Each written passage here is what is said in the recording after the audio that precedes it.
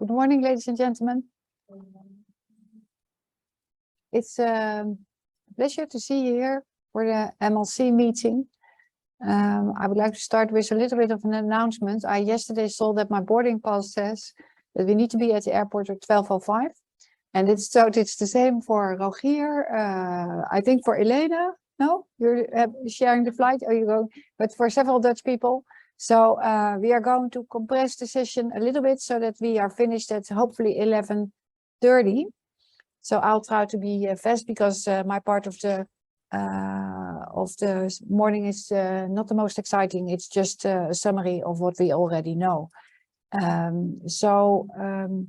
We are talking about mechalencephaltic leukoencephalopathy with subcortical cysts, also called MLC. This morning will be about these subjects. I'll present the clinical disease, its variation and genetics. And there will be two talks about disease mechanisms, one from Elena Ambrosini and one from Rogier Min. And I'm excited to hear also the family perspective represented by the Chaplot family. Then I think, Christina, you will talk about the patient advocacy group. And we'll say a little bit about, Rogier will talk again about future research directions. And I hopefully we'll be able to have some time for general discussion. So everybody needs to be short. This is my funding. I explained it yesterday, so I think I can skip it. This is classic MLC. And what I would like you to realize is that it matters for different diseases how a disease is defined. For MLC, it's the MRI. So you can have MLC and we cannot find a gene defect, but you still have MLC. Patients typically have a big head within the first year of life, as you can see here. Does this work? Yes. Okay, here. You can see this is the normal curve. All patients have a big head by the end of the first year of life. Children are typically normal or mildly delayed early on. And then soon, typically in the second year of life, they have seizures. Could that section in the middle be removed? That would be helpful, I think. No, it's not in my, it's there. Okay. It's your father. Oh, okay. It's not me.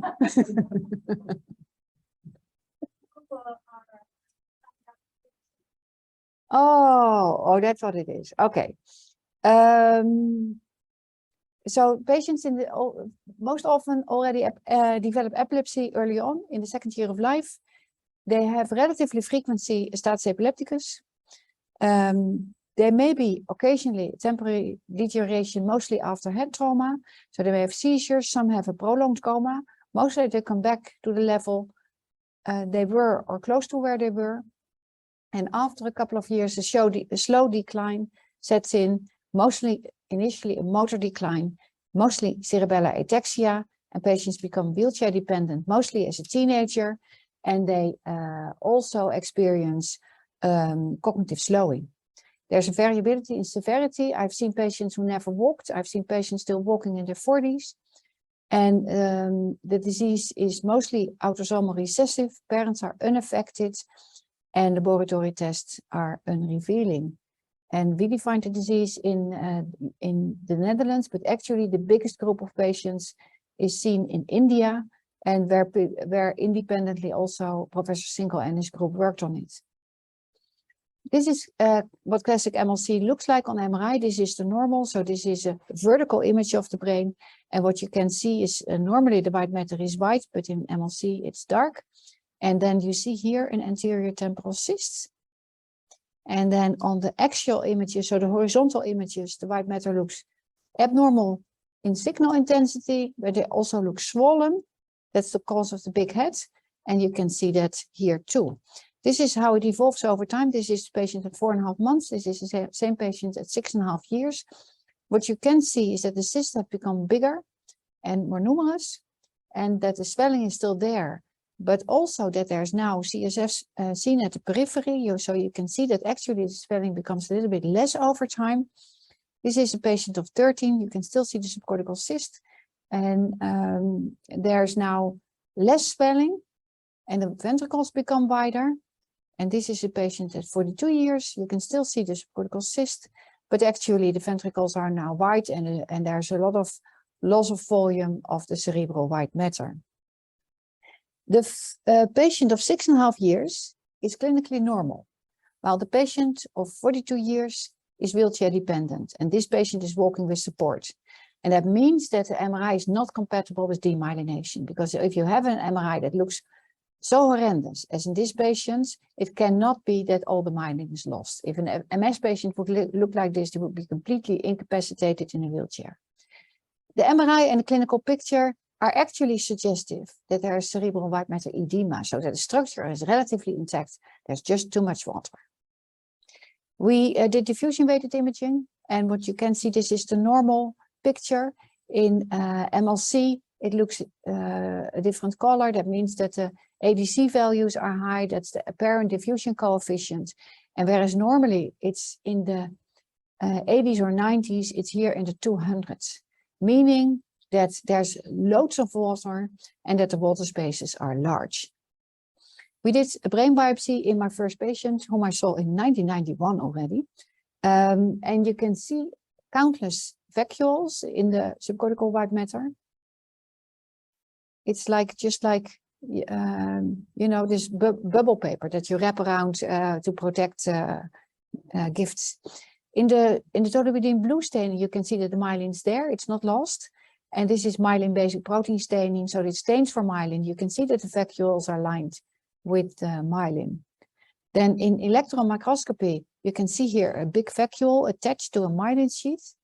You can see that if you zoom in, that the vacuole is covered by a membrane with dark lines and intermediate lines, and that can only be myelin, because myelin is the only membrane that may look like that. So it's intramyelinic edema.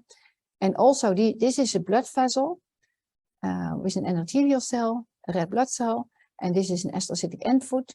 And what you can see, there are also vacuoles in the astrocytic end foot, and the astrocytic end feet are swollen.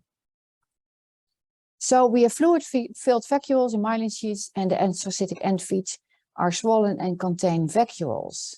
I come back to the astrocytic end feet. Then we started to see patients in whom that started out like classic MLC. You can see here patient, there's nothing to distinguish it from classic MLC. Subcortical cyst, swelling of the white matter. And then at 8 years, the disease is gone. And when I saw this first, I wrote to the people sending me the MRI. I think you sent me the wrong MRI. Could you please send me the MRI of the patient? And that they said, but it is the patient. And then we collected a group of patients with disappearing MLC. So here, a patient at 14 months, you can see the diffuse white matter disease, the anterior temporal cyst. Same patient at 3 years, the white matter already looks a lot better. You can see the darkness filling in. And then the patient at 5 years and the disease is gone. So the remitting or improving MLC has also a big head in the first year of life, a mildly delayed or normal development. Epilepsy may occur, but is really less frequent. And from the second or third year on, there's clinical improvement. They never have the motor decline. 50% of the patients have persistent macrocephaly, but in some patients, the macrocephaly goes away. Some patients have mental retardations. Some patients have autism, but a lot of patients are also just normal. When we were collecting information on remitting MLC, a father said to me, you know, Dr. van der Knaap, what's the big deal? I also had a big head when I was small. And that led me to investigate that. And this is a mother who now has a normal head size, and she allowed me to show the picture. But this is her as a small child. She definitely has a very big head. So some of the parents also had a big head as a child. And that leads us to the genetics. So classic MLC always has an autosomal recessive inheritance, and as far as we know now. And approximately 90% of the patients have recessive mutations in MLC1. That means that you have both alleles are mutated. So you have 2 alleles that are mutated. 10% has recessive mutations in glial gum, and the patients with remitting MLC have 1 mutation in glial gum, meaning that it's dominant. So one of the parents has it, and 50% of the children may have it. But sometimes it's also de novo, and none of the parents has it, and then it arose anew. Epilepsy is common in MLC, much more common than you think for the severity of a leukodystrophy, because actually MLC is one of the milder leukodystrophies, but they frequently have epilepsy. And we collected data on 140 patients with recessive MLC1 mutations and 17 with recessive glial mutations, and it doesn't matter. Approximately 75% of the patients experience seizures, and the onset is typically early, but in any case, mostly before 25, and the majority before 4. Mild head trauma is an important provoking factor. So often a head trauma is followed by seizures. And as soon as a seizure is there, it easily leads to status epilepticus. So clearly it's easily going from a single seizure to a status epilepticus. So status epilepticus is seen in 70% of the patients, and in general epilepsy population, and that includes also very severe types of epilepsy, it's 10%. So even though MLC is so mild, they have a disproportionate number of status epilepticus.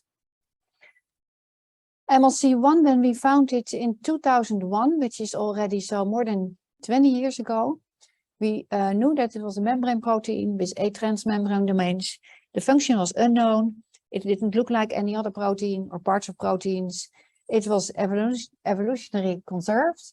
So all organisms producing myelin have it. So it had certainly to do something with myelin.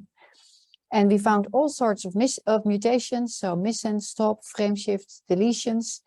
And all mutations reduce membrane expression. And we could not find a clear relationship between a genotype and phenotype. And it's a common disease in India, and the Indian mutation leads to no protein present at the membrane, and they have the full spectrum of disease severity. So for some are walking still in their 40s, and some are severely affected. Then the other is a gliocom, is a cell adhesion molecule. It belongs to the immunoglobulin superfamily, and it's mainly expressed in glia. So Rogier hopefully said with a lot of hope that we renamed it from HEPACAM into gliocam, but officially it was refused. So we do it, but it was refused because I tried to change the name, and then they asked the original namers of the gene, who obviously said no. But it's not, especially liver protein is mostly a glia protein. And what you can see in the protein is that the MLC causing mutations cluster in the extracellular domain, and the dominant mutation in an even smaller domain, and there are different mutations. Now I come back to astrocytes. These are housekeeping cells of the central nervous system, so meaning that they are very, very important, have many functions. They have end feet everywhere, like on neurons, dendrites, axons, oligodendrocytes, myelin, blood vessels, and brain surfaces. That means that they monitor everything and do locally what they have to do. The end feet are with that also part of the blood-brain and CSF brain barriers, and they are central, and Rogier is going to explain that in brain volume regulation. We looked at that time where MLC1 is located. So it's located around blood vessels, in the cortex, in the white matter.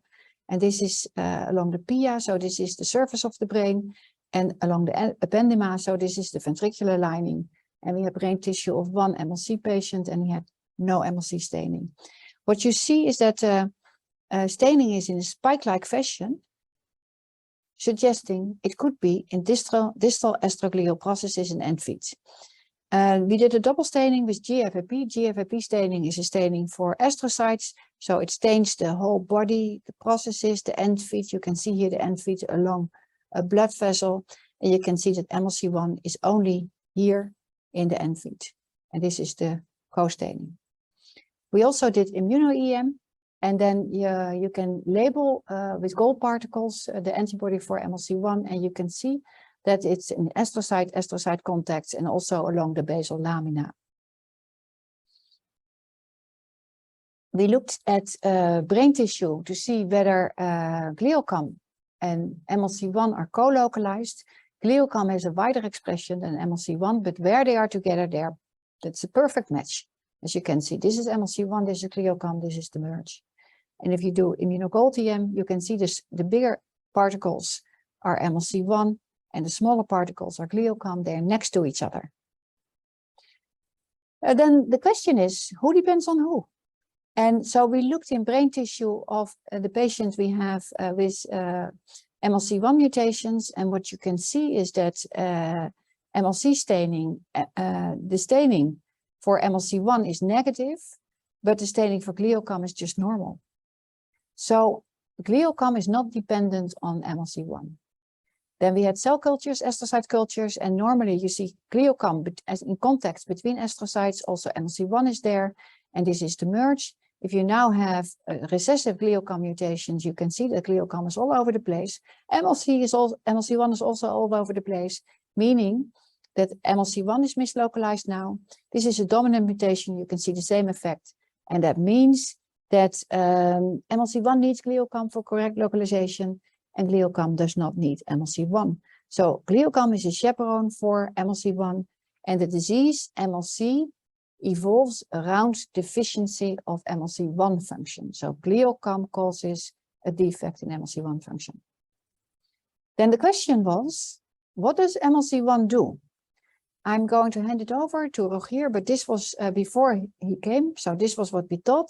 In MLC, the brain white matter water content is highly increased. It looks on the MRI like chronic white matter edema. MLC1 is located in astrocytic end feet. Astrocytes are central in brain iron and water homeostasis, and with that in volume regulation.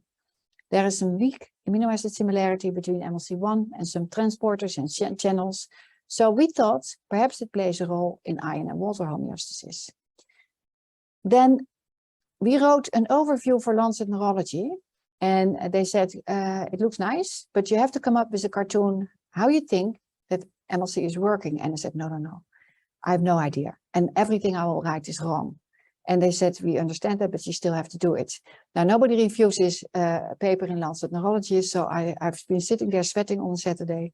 And with the help of a paper of John Resch, we came to this hypothesis that action potential actually are based on shifts of ions. That means that they're associated with shifts of water, which need to be rapidly compensated. And that's done by astrocytes, and if astrocytes have a defect in volume regulation, it may be that a fluid is left behind within the myelin sheaths. So that was what we wrote, and that part of the next research was focused on. And you can see here where MLC1 and gliocam are located. So the conclusion is that we have a defect in astrocytic iron and water homeostasis, leading to intramyelinic edema and vacuoles in astrocyte end feet, and they have a lowered threshold for epilepsy. Patients with dominant gliocam mutations show that intramyelinic edema may be reversible. So that means that there's a window for treatment, perhaps also for classic MLC patients. And what's remarkable is volume regulation in the brain is essential. If it's not okay, you die because of brain swelling, and the brain doesn't fit in the rigid casket of the brain, of the skull. The thing is, it's so important that I think that there's a lot of redundancy in the system. So many channels and transporters are involved. And that means if you have a defect in one of them, other transporters will fill in, and they may compensate. And the genetic diseases so far are really relatively mild. What we do then in Amsterdam, we have an Amsterdam Leukodystrophy Center. I can see patients, I can do DNA and genetic analysis. We can do MRIs, we can do microscopy and immunohistochemistry, but that's sort of it. I cannot unravel disease mechanisms. So for that, I need the lab, and the lab is nowadays led by Rogier Min. I think he works with us for 7 years, 6, 7 years now. Yeah. And so we have a multidisciplinary lab for leukodystrophy research, and these are research technicians mostly. And this is our group, which are a mixture of clinicians and basic researchers, PhD students. We have lovely technicians, and I'm grateful for them all, and I'm also grateful for everybody who helped us. That was what I wanted to tell, and I hope I've been a little bit short. Is there anybody with a question? It's just a clinical overview, so I think that the other talks are more important. And Rogier, you are, I think, the second speaker. I'll disconnect. Okay, it's great to be here today and to talk to all of you about our research on MLC. So Mario really clearly introduced the clinical background of MLC. In this talk, I'm going to sort of go a little bit more into the basic science of what we think is going on in the brain of an MLC patient. And I think it's really important that we understand this well if we want to come to the point that we can do therapy development for this disease. So I think I'm going to really go into electricity in the brain, how iron and water homeostasis is important in the brain, and how we think this process is disrupted in MLC. And so as Mario said, I work in the Amsterdam Leukodystrophy Center. I work closely together with Mario, and we do a lot of experiments in different disease models that I will touch upon in this talk.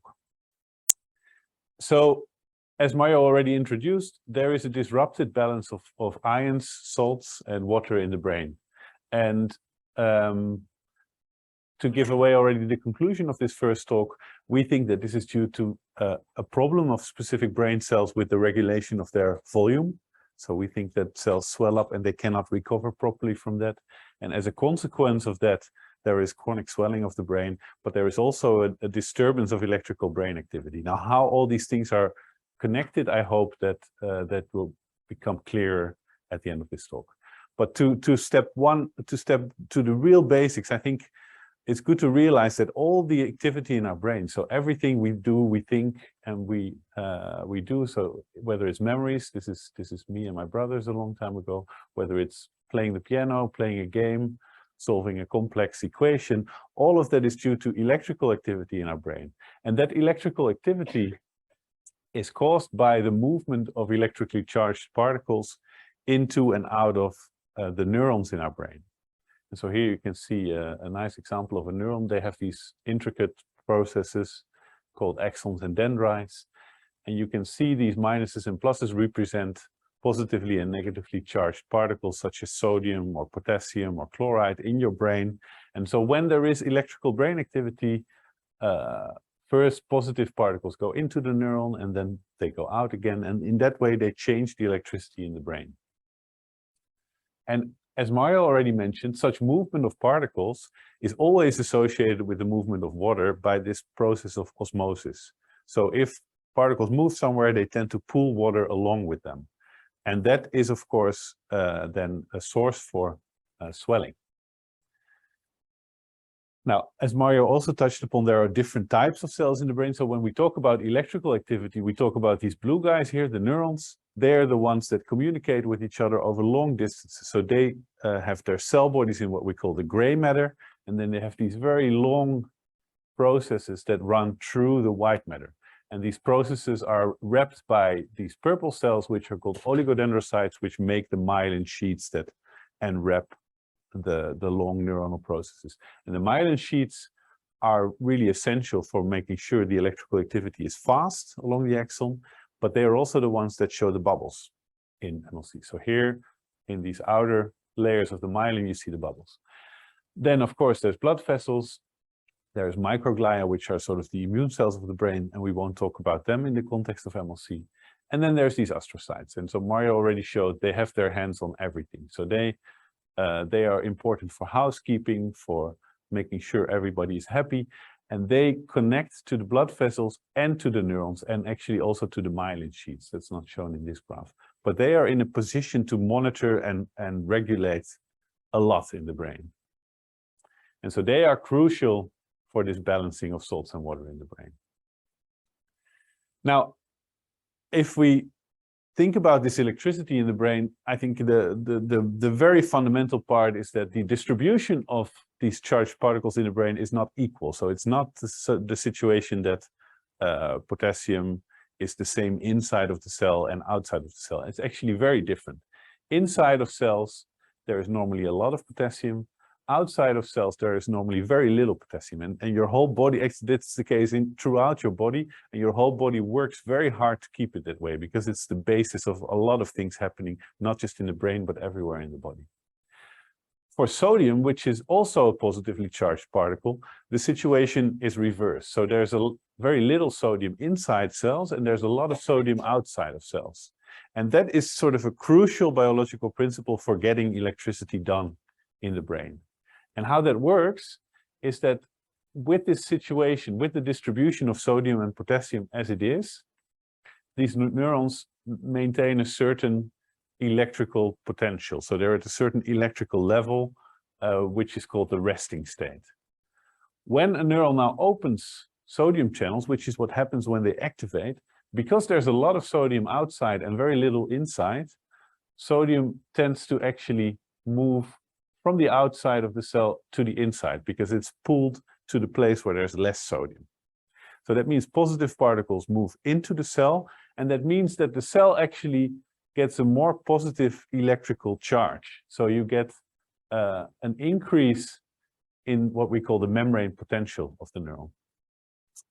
And that's a very fast process, and very quickly after that happens, other channels in the membrane open, which are potassium channels, and the sodium channels are closed again. And what you see happening now is that because for potassium, as I said, the distribution is opposite, potassium flows out of the cell. So it goes from inside to outside, and the electrical effect of that is again the opposite. So now the cell is going to go back to its resting state. And then the potassium channels close again, and the cell is back to normal. And this whole process, which is called the action potential, that is the fundamental unit of electrical activity in the brain. And it's very fast. It happens a lot in 1 to 2 milliseconds, one of these action potentials. And cells actually fire tens to hundreds of action potentials each minute.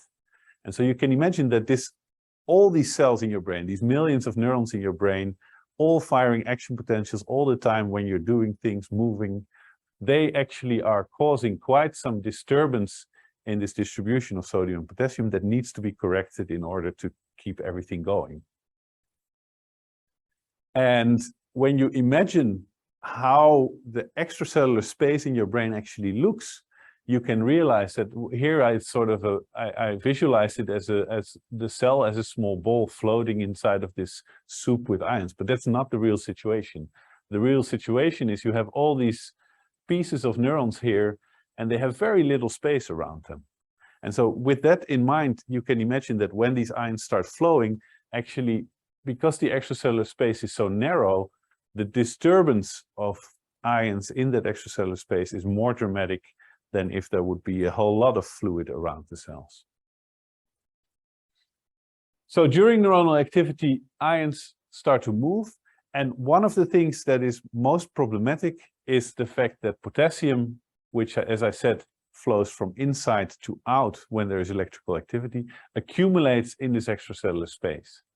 And when that potassium accumulates, it impairs the ability of future action potentials to go back down and to recover. And then if you don't do anything about it, you get into the situation where the cell cannot recover well after an action potential and maybe stays a little bit in this more depolarized or at a higher potential level, which increases the activity of that neuron.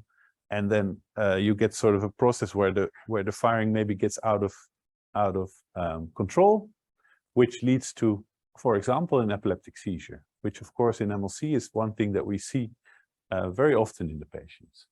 And so taking care of extracellular potassium is crucial. Now, Mario showed a schematic that she made before I joined the group, and several years ago we made another one, which is this one, which shows actually basically the same thing. So here you have the neurons sitting here. Here you have all the astrocytes in yellow touching upon both the neurons, the myelin sheaths, and the blood vessels. And here you have these myelinating oligodendrocytes. And so, as I said, when there is neuronal activity, potassium accumulates. In the normal situation, astrocytes are very able to take up that potassium. They redistribute it through their network, and if there is really too much, they're able to dump it, get rid of it in the space surrounding the blood vessels. At the same time, the myelinating oligodendrocytes also get this accumulation of potassium when there's action potentials happening. They do the same thing. They give the potassium on to the astrocytes, and the astrocytes in turn can redistribute it and get rid of it. And so you can imagine if at this spot where we have MLC1 and glaucom, the process gets halted, then upstream problems are also gonna appear. And so that means here you will get too much firing, maybe epilepsy. Here you will get an accumulation of fluids and ions and maybe the bubbles in the myelin sheets that we see. And so these end feet have a lot of very specialized proteins present in them to make sure that this whole process of regulating ions and water is going well. And these are ion channels which allow things like potassium and chloride to flow in and out of cells. There are water channels, such as this aquaporin 4 water channel here, which allows water to flow in and out of the cell quickly. And there are chloride channels and calcium channels, and then MLC1 and glaucom, these proteins that we don't really know the function of, but we know that they have a regulatory role at this particular site. To step back to our model of the neuron that is firing the action potential. So as I said, you have the potassium moving out of the cell to the extracellular space. You don't want it there, it's dangerous. And so what astrocytes do is they actively pump in potassium. They have pumps which they can operate. It takes energy to use these pumps, but they can then pump the excess potassium into their cell bodies, which makes sure that there's no accumulation in the extracellular space. Now, because of osmosis, again, that pumping in of potassium means that water is going to be pulled along and the astrocyte is going to swell up in size. And then you have a swollen astrocyte. And as Mario said, swelling of the brain is really something that you want to prevent, especially in the adult situation, because the skull is very hard. And if the brain swells, this can become very dangerous.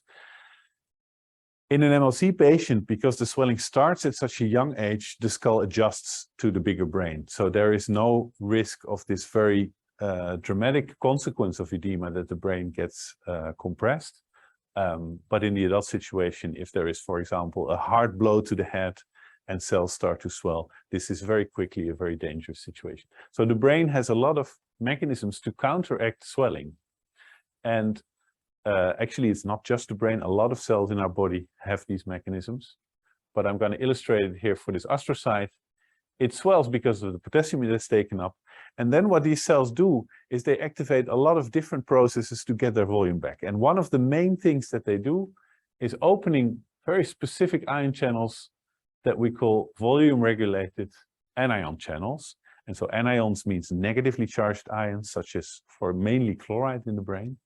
And when they open these volume-regulated anion channels, what happens is that now the chloride inside of the cell, which is high inside of the cell, is going to flow out of the cell, again pulling water along with it through osmosis. And you see that the cell can, in that way, recover its volume. So these volume-regulated anion channels play a crucial role in countering the cell swelling. And I think when Mario and at that time the electrophysiologists that she was collaborating with, mainly Huib Mansfelder and Hans Lodder, who was a research technician in the lab, started looking at what kind of things might be going on in MLC, and they started recording in these cells. What they actually found is that these particular ion channels, the volume-regulated anion channels, are defective in MLC. And so they looked at patient cells, actually patient white blood cells, which normally, if you let them swell, they open these volume-regulated anion channels, and by that they can recover from the swelling. Even if the osmotic shock is still there, they sort of get back to their normal cell volume. And if you do the same experiment in the cell from an MLC patient, you see that the swelling is much less efficiently compensated in such cells. And so we think that this particular problem can explain why the end feeds of these astrocytes are so swollen and why you have the fluid-filled balloons or the vacuoles in the myelin sheaths. Now, there's of course only so much you can do in the blood cells of a patient, and for that it's been really helpful to use animal models for the disease. And luckily, for a lot of leukodystrophies, animal models have trouble replicating the real disease course. For MLC, the animal models are quite good. One problem is that the animal models, it's not really a problem, but the animal models don't show, for example, the motor problems that we see so clearly in MLC patients. So the mice actually look relatively normal if you look at them. But if you zoom in into the brains, you do see that there is a very clear increased water content in the brain of the MLC mice. There is swelling of the astrocyte end feet in the MLC mice. And here you see that with age, so this is at different ages, a healthy mouse and an MLC1, a mouse that lacks the protein MLC1, you see that a lot of these fluid-filled vacuoles appear in the myelin of these mice. So these mice are really great models to get a better insight into what's going on in the disease. And importantly, using these mice, it was possible to find more evidence for this primary hypothesis that the volume regulation of astrocytes is disrupted in MLC.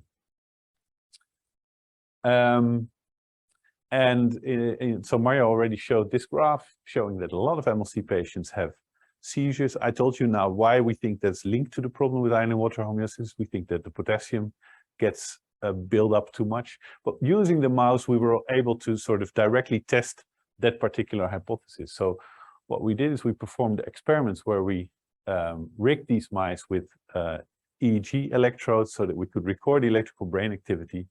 And as I said, they don't really have the motor problems that MLC patients have. They actually also don't have the seizures that MLC patients have. So we didn't see any seizures in these mice if we just monitored them while they were walking around.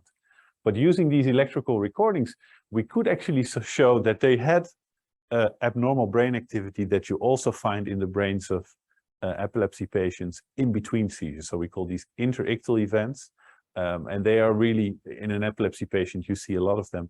And in the MLC mice, we also found a lot of them. And we also saw that if we pushed them a little bit, we gave them a trigger to induce a seizure, the MLC mice were much more prone to develop a seizure. So they have seizure-like brain activity, again, nicely replicating what we find in MLC patients. And what we then could also do is we could make brain slices of these mice and keep the cells alive and then record the extracellular potassium concentration. And what we found is that if we stimulate activity here, you see a rise in the extracellular potassium concentration because of the action potential firing. And in an MLC mouse, this rise in extracellular potassium was much more dramatic, confirming this idea that this is now one of the key problems in MLC. There is a problem with dealing with potassium upon neuronal activity. So to conclude this first talk, balancing salts and water is crucial for normal brain function, and this is the process that we think is disrupted in MLC. Glial cells play a crucial role, especially astrocytes, because they take up the potassium from the extracellular space, leading to swelling. And a defect in counteracting that swelling, we think, stands at the basis of MLC. But in the second talk I will go a little bit into how we are trying to further find proof for that particular hypothesis and what we hope we can do to understand that better. And so the consequences of these disruptions are the chronic brain edema, the myelin vacuolation, the epilepsy, and the motor dysfunction that we see in MLC patients. And so I will have a slightly bigger thank you slide after my second talk, but I want to thank all the MLC patients and their families and everybody in our research group who is working with us to understand MLC better. Thank you. Are there any questions about this? Yeah. I'm going to read it out. Good morning. I hope you are well. Oh, it's just the, okay. Yeah, go ahead.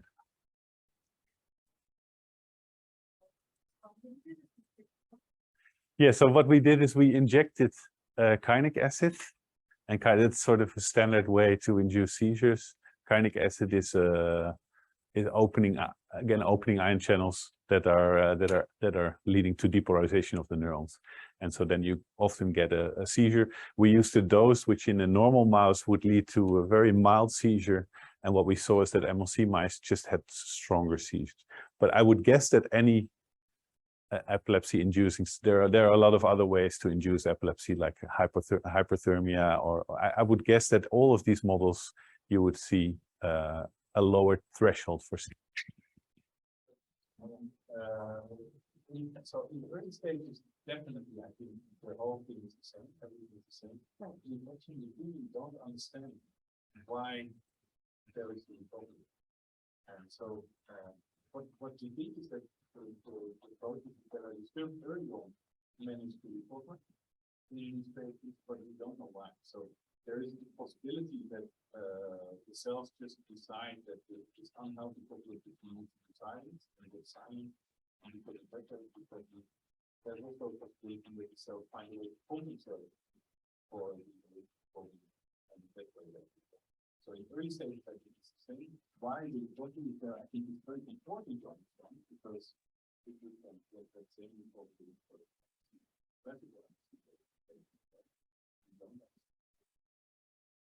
have an idea of how many genes in the MLC2B category? I would say, like, I think there are about 75, actually about 25.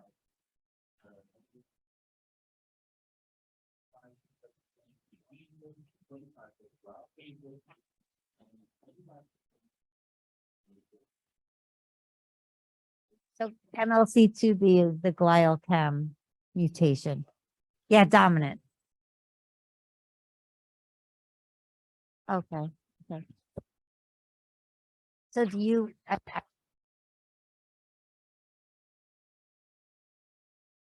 category also show motor dysfunction similarly, or do they, thus far, they don't deteriorate as they get older, or we don't know?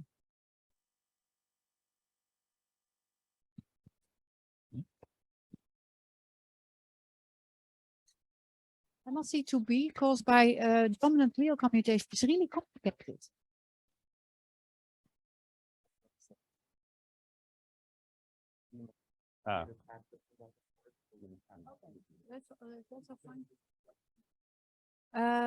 So the question is about motor dysfunction in MLC2B and the deterioration. Well, in any case, we never see deterioration actually in MLC2B. So that's not the problem. But MLC2B is very complicated because many of them are normal, because I've been speaking with parents who have the mutated gene, and they are just functional. They are normal members of society. So I would say they are completely normal. And but some have problems, like autism is. I know a boy with really severe autism and having MLC2B. He's non-verbal. So and I don't understand, and his MRI has normalized completely. So I don't know why that is. Many are just cognitively normal, but like this one person I'm talking about has a serious mental deficiency. So MLC2B is actually sort of a separate study, I think, what's wrong with it. Yeah. At the moment, the mouse models that we mainly use are the mouse models that completely lack MLC1 or that completely lack glial-chem. And so they're actually not models for MLC2B. So they're good models for the classical MLC, but we cannot really use them to study MLC2B. So to do that, I think it would be necessary to take one of these specific mutations which are dominant and introduce them into a mouse. And then I think that could help to understand the disease better, but we did not do that so far. May I say something about that? And it won't work. if you forgive me, because I think MLC2B is too mild to be replicated in mice. And how do you see, behavioral issues or mental retardation? It's very difficult. So I think we need to be smarter about figuring out what MLC2B really is. Yeah. We share the microphone. Yeah. So a different question. I don't know if my understanding is correct, but so if in MLC1, it's the protein MLC1 that is missing, is part of the research the effort to find a way to add MLC1 into the brain and find a way for it to stay there? So, and if that happens, what is the result? Would it stop the progression, or how does that work?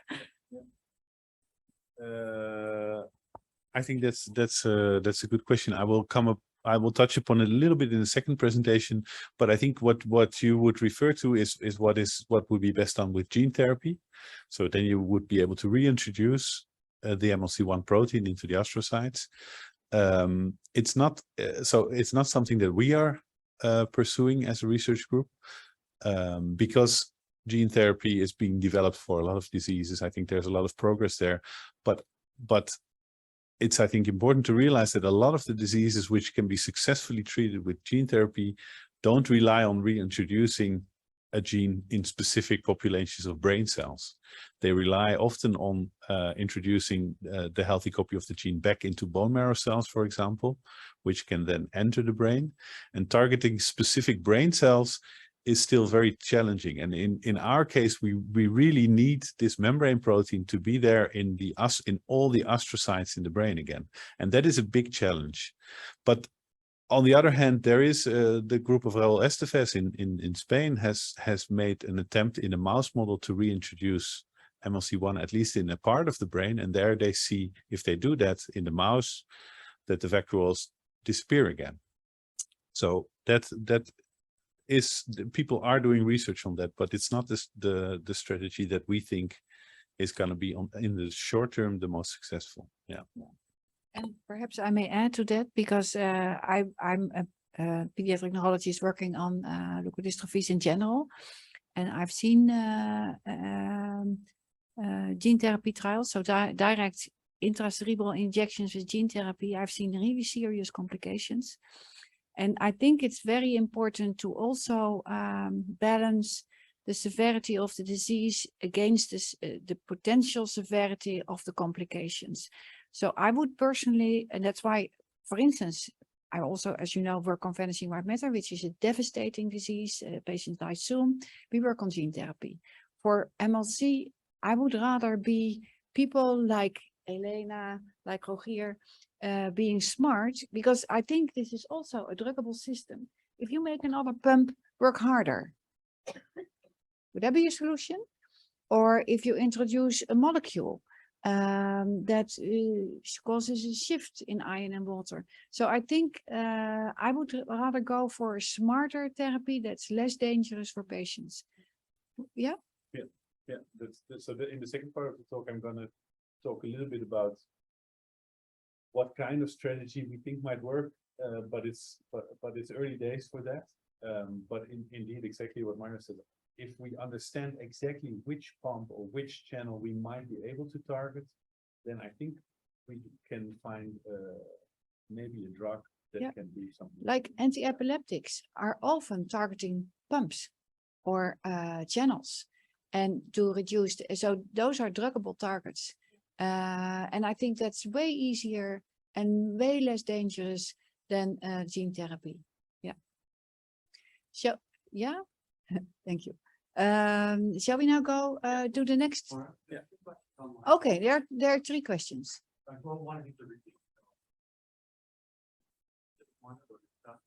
Known triggers besides blown to the head? No, actually, I think that's the most well-known trigger. And most patients don't have serious epilepsy. Let's not be mistaken. Most patients have mild epilepsy, easily controlled with medication. But if it goes wrong, then it easily ends in status epilepticus. That's what we wanted to say. So it's always important to treat it with anti-epileptics.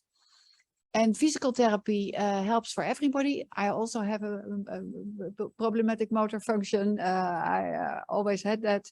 And if I would have physical therapy, it would become better, but I have no time. And it's good for everybody. Okay, it's good. I think we go to the next, because there will be time for questions, hopefully.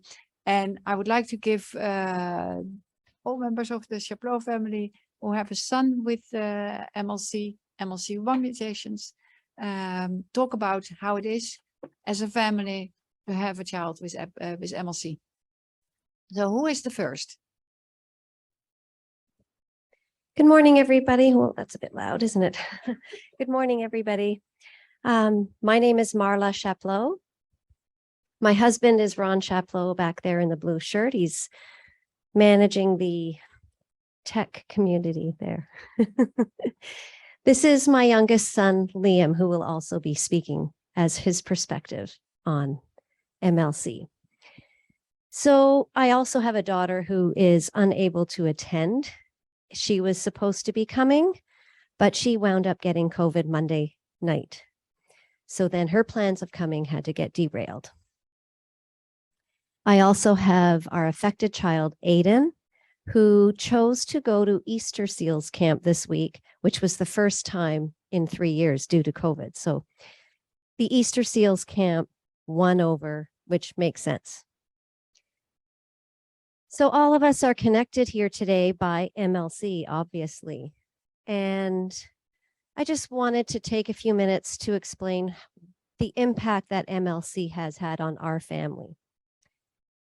First off, I'll never forget, as I'm sure you guys who have a MLC patient or family member, I should say, in your family, you probably will never forget the day that you've learned that diagnosis. For us, it was the last Friday in September in 1999, and Aiden was 16 months old. It was sunny, warm. I was making meatloaf for dinner. Ron was at work. And to this day, I can't bring myself to make that meatloaf meal. Now, it's also helped that we don't really eat much red meat anymore, but that aside, we got to work pretty quickly, Ron and I, as to learning as much as we could about leukodystrophies. At the time, we did not know it was MLC. We just knew that it was a type of leukodystrophy. So, we go on the internet, which isn't what it is today, but we went on the internet, found out the various types, and of those various types, they had certain phenotypes, which is what people look like and act like. So we would have this chart and, put these X's in the things. No, it can't be that. Some of them had genes that could be, detected by blood work. And so we decided, we'll go to our GP, our family doctor, and say, can we get some lab work for Aiden? And yep, no problem. Let's get that. So that ruled out all of that. And then we saw this United Leukodystrophy Foundation, and we inquired about their second opinion program that was available at the time. And they said, yes, just send the MRI over to us and we'll send it to the people that need to look at it. Then, of course, Dr. Vandernap quickly said, that's classic. It wasn't called MLC at the time. But she said, yes, that is classic MLC. And I said, well, okay. At that same time, I think, of course, we were looking at studies. There was that paper with 8 children. And we had come across that, and it was like large head as you get older within that 10 years, et cetera, et cetera. So, and now as we know it today is MLC. We've been involved with the ULF ever since, so that would have taken us to the summer of 2000. And it has helped us immensely in many ways. Just knowing that you are not alone, which is truly the perfect motto for it. Coming to meet these researchers, scientists, doctors that you can sit down, have dinner with, enjoy a meal, have a drink. you just can't put a price tag on that. I can't even call my local GP and get in quickly, you know? So it's wonderful. And just meeting new families, and whether it's MLC or not, just meeting people. I think it's so wonderful to be here in person once again. And then, you know, we have other children, and the kids were little, and we had to then say, what do we tell our children about MLC? And it was suggested to us to just tell them what they can handle. They were quite young. And so we just said, well, it was obvious that Aiden had something. He had a really wobbly gait, wide gait. He was prone to falls. So it was obvious. So we just said, well, Aiden has wobbly legs. And they went, yeah, okay, that makes sense. So wobbly legs, it was termed for many years. And people would ask, of course, oh, what's wrong with your brother to them? Oh, he just has wobbly legs, you know. So it worked for us. And then, of course, as the disease progressed, then the falls became a little bit more often. We did not know about the association necessarily about the hit to the head to the seizure. So he had a couple of falls when he was 7, led to the seizures, led to him being, you know, he didn't have a wheelchair prior to that. And even prior to that, he was out playing soccer. Now, had we known then what we know now, we would have let him play soccer, but he enjoyed it immensely. So then he was more reliant on a wheelchair. And what else can I say? Probably, you know, we did get to a point where we could find, I think we got a soft rugby helmet that he would wear when he was sometimes out of his wheelchair, because he wasn't reliant on it 100% of the time. And what else can I say about that? There was a time then, of course, that the disease continued to progress and he was in his wheelchair more often, which I heard one family say that was better for them because then they had less concern about another hit to the head walking. But then it became clear to our kids and the family and neighbors that, okay, this is progressing further. So what do we tell the kids? So we started to tell them a little bit more what leukodystrophy is. And Aiden had some issues swallowing a little bit. So he had a couple of mild choking just on thicker foods.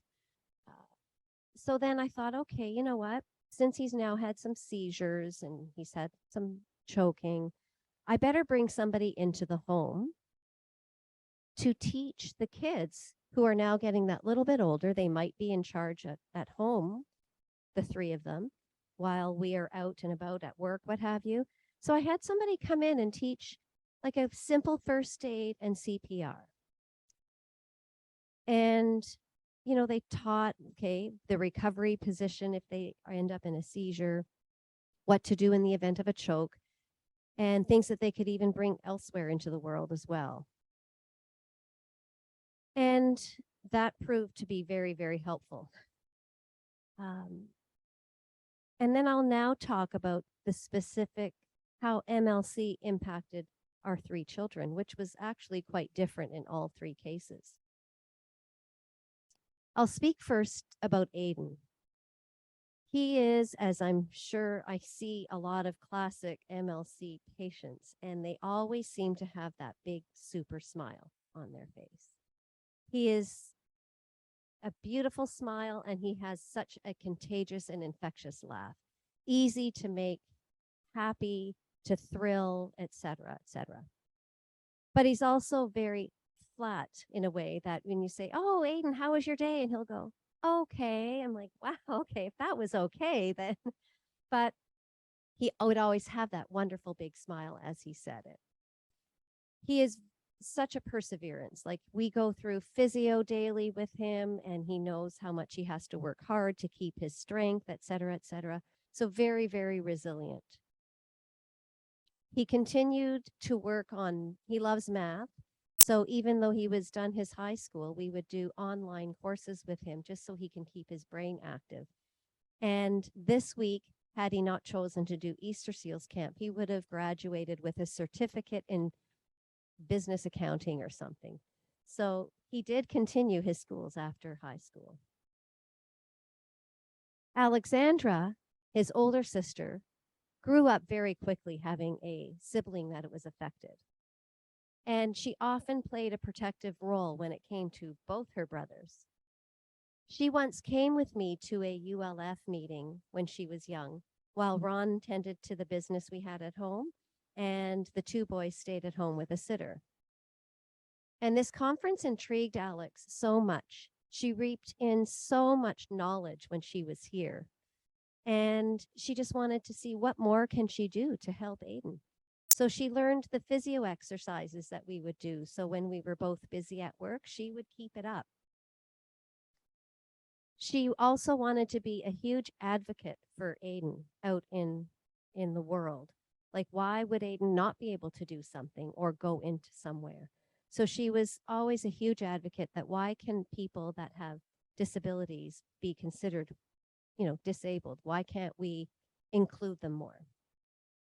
This in turn led to her involvement with Easter Seals. So Aiden is there today as a participant, but his sister Alexandra would go for many summers to be a counselor. And she just, that gave her so much joy knowing that she could help others with disabilities. That wasn't enough for her. She has then decided to pursue her career in neuroscience. I'm finding this difficult. So she is now completing her PhD in neuroscience under the tutelage of Dr. Geneviève Bernard in Montreal. So it just amazes me what the connection with the leukodystrophy can have on your children. Now to Liam. On the other hand, being the younger sibling to Aiden, he was concerned that he also might get what Aiden had. And we could assure him that he wasn't. We had them all tested. And then that didn't matter when you're a young child. But then when he was able to walk, run, etc., better than Aiden, then I think guilt played a role. Why should he be able to do these things when his older brother couldn't? He closed himself off. He found it difficult to open up to others. However, living with a special needs sibling has also molded Liam to be a kind, compassionate, caring person. And he's always looking for ways to help and include others that are less fortunate. Whenever he had birthday parties, he had to always invite the people who were never invited to parties, regardless of their status in the classroom. Whenever we would go to Toronto for an event of some sort, he spent all his hard-earned coins helping all the street people, and many of our coins too when he ran out of his. He's trying to help them all. And he has been a hero in our family, and he's stepped up to the plate when he needed to. He has had to perform the Heimlich on Aiden on more than one occasion. We are so very grateful that we took that time and effort to teach the kids first aid. We know how difficult it must have been on him to know that he had just saved his brother's life. And that most teenage boys are not having to contend with such issues. But I'm grateful for that. Thank you. Anyway, so that's leading me to an important part that we have overlooked for a while was a G-tube. We always asked Aiden, what would you like? Should we get a G-tube? You're choking more. Because it wasn't just on a couple occasions, there was numerous occasions that we've had to perform this Heimlich on him. And he would always say no. And of course I thought, well, okay, we have to adhere to that because you don't want this. And then when Dr. Bernard when Alex was working under her, they had a conference, and were able to see physiotherapy, occupational therapy, a swallow assessment. Alex said, you should bring Aiden. So these are experts who know this. And I said, okay, so we went. And they did the scope with Aiden to show his swallowing. And they said, Dr. Bernard finally came right up to Aiden and said, Aiden, you need to get a G tube. So with a little pushing still from us, we did it. And it was the best thing that we could have done because his weight went up. He became a stronger person because he was getting some nutrition. He still eats orally, but a lot more of a softer foods. And we use it more as supplementing. And he gets his fluids this way because water you can easily choke on.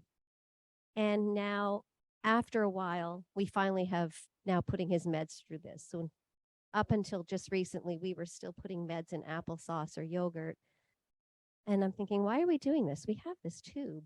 So if anyone has any concerns or questions, now I think we've got this mastered. So one thing I would say is if you are having any issues with swallowing with any family members, don't delay and just override your child's decisions. That is one thing I could possibly urge. And then probably my last thing I'd like to speak about is caregiver burnout.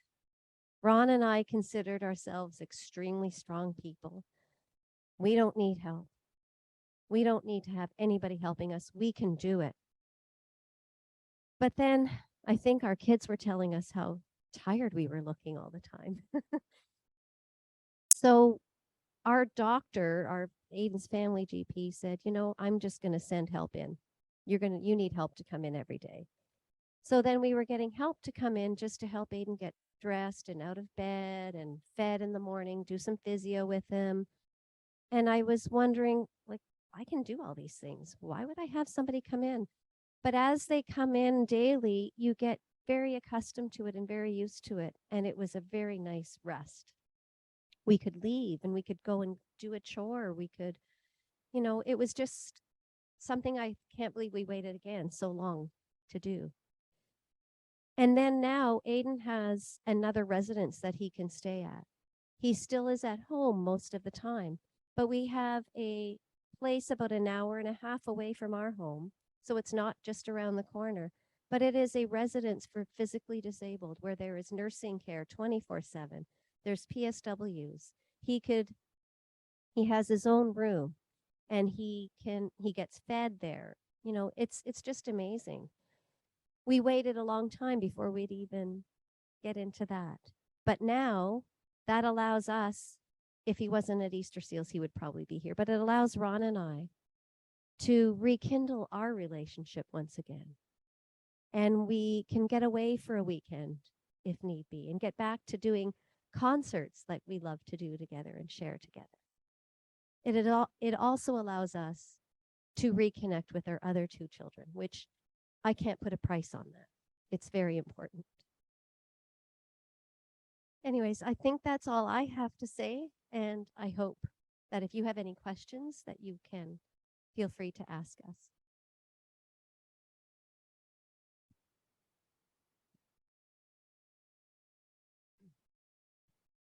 Hello. Hello. Yeah, okay. Just to preface everything I'm going to talk about, it's not to diminish the work that my parents did. They did a great job, just like I'm going to be talking about the sibling aspect and the parental concerns, pitfalls, and all that. But yeah, as mentioned, my name is Liam Chaplow. I'm the younger sibling of Aiden Chaplow, youngest of 3 siblings. I'm 21 years old right now. As previously mentioned, Alex, my sister, can unfortunately not be here to help this talk. She is the oldest sibling. So she has very similar experiences to mine. However, I believe that it does vary in many instances as to what role we played in the sibling scenario. My sister, for example, took on a more matured sibling role, being the primary caretaker of both Aiden and I. My parents were away for the weekend or were at work, whereas I, growing up, did not have to take on such an emotional burden when I was young in those instances. I apologize for her absence, as I'm sure she would have great, ample insight with many different perspectives than I. Now on to the impacts of being a sibling of an affected sibling. The realities, the pitfalls, but also the opportunities, as I truly believe that it would be ignorant to think that there is no way that one can benefit from being a sibling. These will all be centered on my own personal experiences and potential recommendations as well. I'll try to go as quick as possible and keep it very high level. I'm willing to expand on any of these topics and happy to answer any questions as well. Moving forward, I believe that being a sibling is a factor that is often overlooked in this area of having an affected child. Many parents are very focused on the affected child as soon as they find out that they have an affected child, which makes sense. One prepares and knows more or less how to take care and raise an unaffected child, but little to no knowledge how to raise an affected one. I believe that in this aspect, it is very imperative to attempt to have a sense of fairness, quote unquote. Of course, one child will take up more time than the others, but it is very important to attempt to have a set of rules and guidelines that will make a situation that is destined to be unfair seem more fair for both the affected and unaffected sibling. This is something that can greatly mitigate one of the most common feelings of being a sibling, which is feeling alienated from the family, not cared about, or not loved as much. Now we'll move on to more of the difficulties of being a sibling. The largest one for me has been the difficulty of seeing your affected sibling, my brother, Aiden, get worse progressively over time, as me, myself, am growing as a person, essentially getting better. This ties in to one of the, if not the most difficult aspects of being a sibling, the feeling of guilt, as my mom had previously talked about. Consistently as I have grown up, I had many of these intrusive thoughts that I believe are very common for many siblings of affected children. Those being the feeling as though you could be in the same situation. Once I learned more about genetics, and that is all odds at the end of the day, you realize that your situation could very well be the exact same as his, and the roles could be reversed.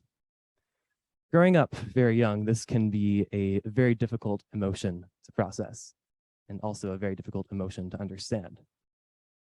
Later on in life, this emotion then transitioned into wishing that it was me in this situation rather than him. For me, Aiden is the rock of my life. He's a very consistent person. Anyone who's ever met him, he smiles up, just glows up the room.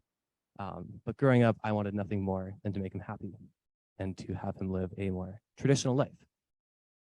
To experience the things that I have experienced. But the reality is not the case. This also, unsurprisingly, is another very difficult emotion to process at such a young age. While I'm at school, I just graduated from university. But while I'm at school, it is easy. We keep in touch, but it is also very much out of sight, out of mind. It's in the past.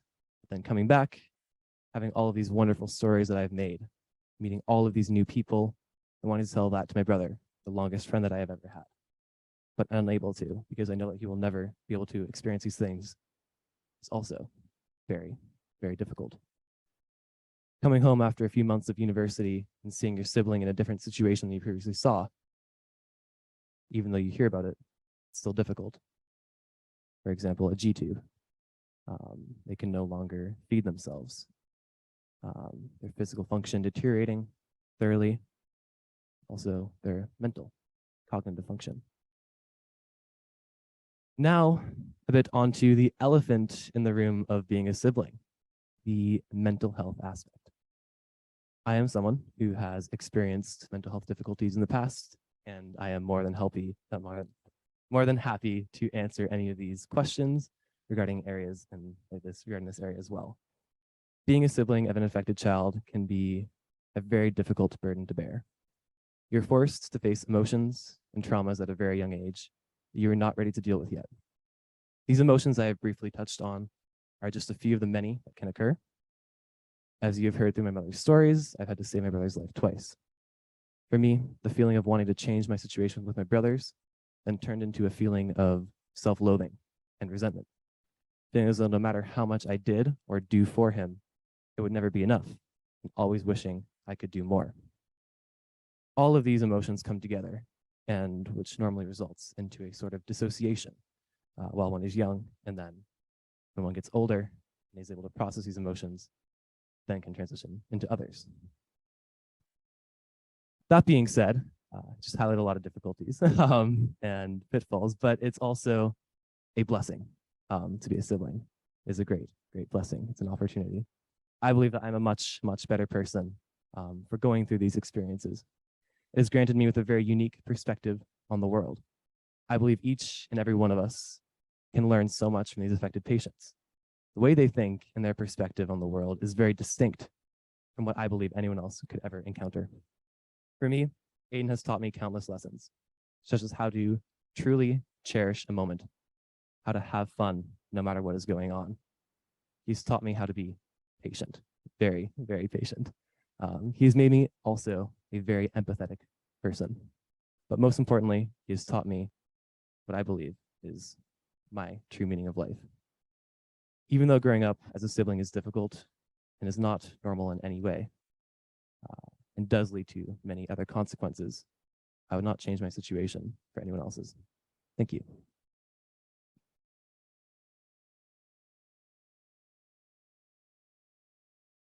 If there are questions, we can answer them. If not, that's okay.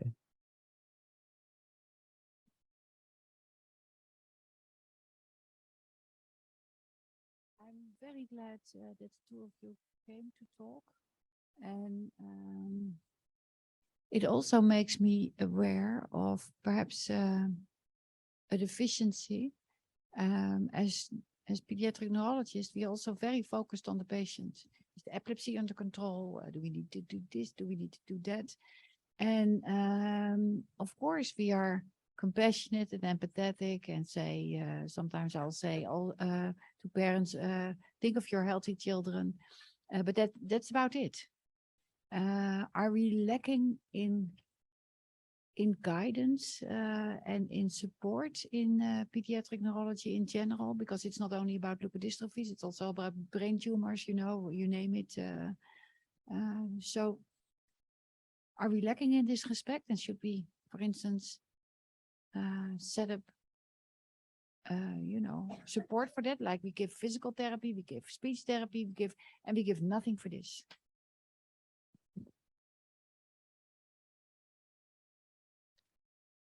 I think that's a really good question. I think that, at least in Canada, I think that is lacking. We do focus, as Liam said, even within our family, with the news, we focus on Aiden.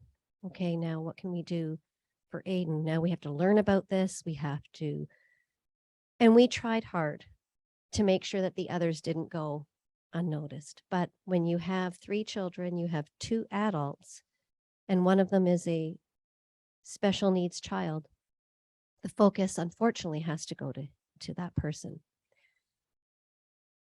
Liam at one point had a bit of a stutter. When the school saw that, they said, through the school, we're going to have a speech pathologist come in and assess him. So I said, that's great. Liam had a meeting with this assessor. And then she calls me and says, he didn't stutter once. And I said, oh, okay. But he felt very comfortable with this assessor. And he told her how anxious he felt. And she says, he doesn't have, she can only assess him with 5 sessions. And she says, I will utilize those 5 sessions because obviously he felt a comfort with her to open up. And she said, that's all I can use. I'll use the max, but you need to find Liam, someone to speak with. And then we tried few different therapists for him to speak with, but we just never found someone that he can connect with.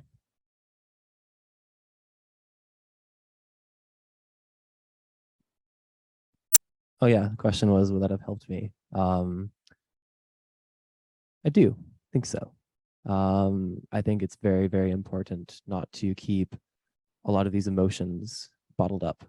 It can have consequences later on in life. I think growing up when I was younger. I didn't realize it, but I think that story is rather telling of what I probably would have really needed and helped in that sort of situation. Because a lot of these things are very, very difficult to process, as I had previously mentioned. They're emotions that kids traditionally should not be going through, but it's the reality of the situation, and you can't change that aspect. That is a insufferable object. But yeah, I do think it would have helped, and also not just for the siblings as well. I think just talking about it, the parents should also go and seek someone to talk to. It's also very, very difficult emotions to process regardless of your age. I do sincerely think it's very helpful, but it's a key fits the lock kind of scenario. It's very difficult also to find one that will mesh well.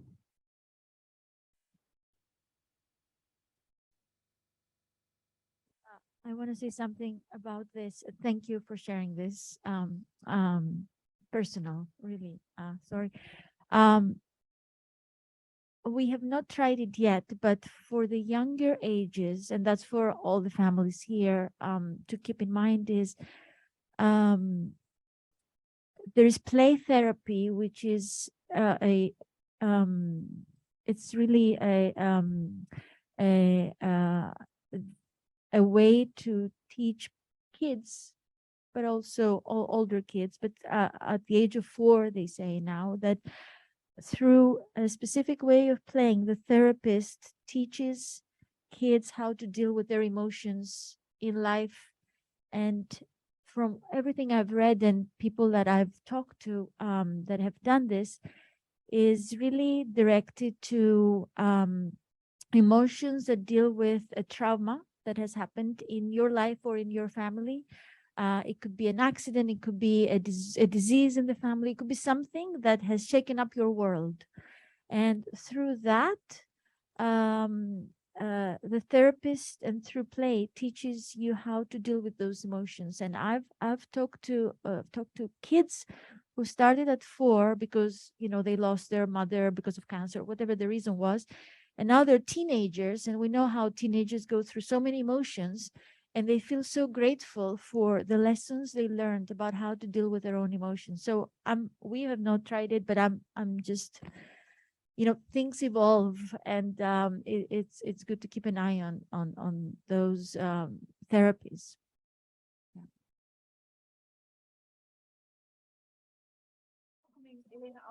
She's working on MLC.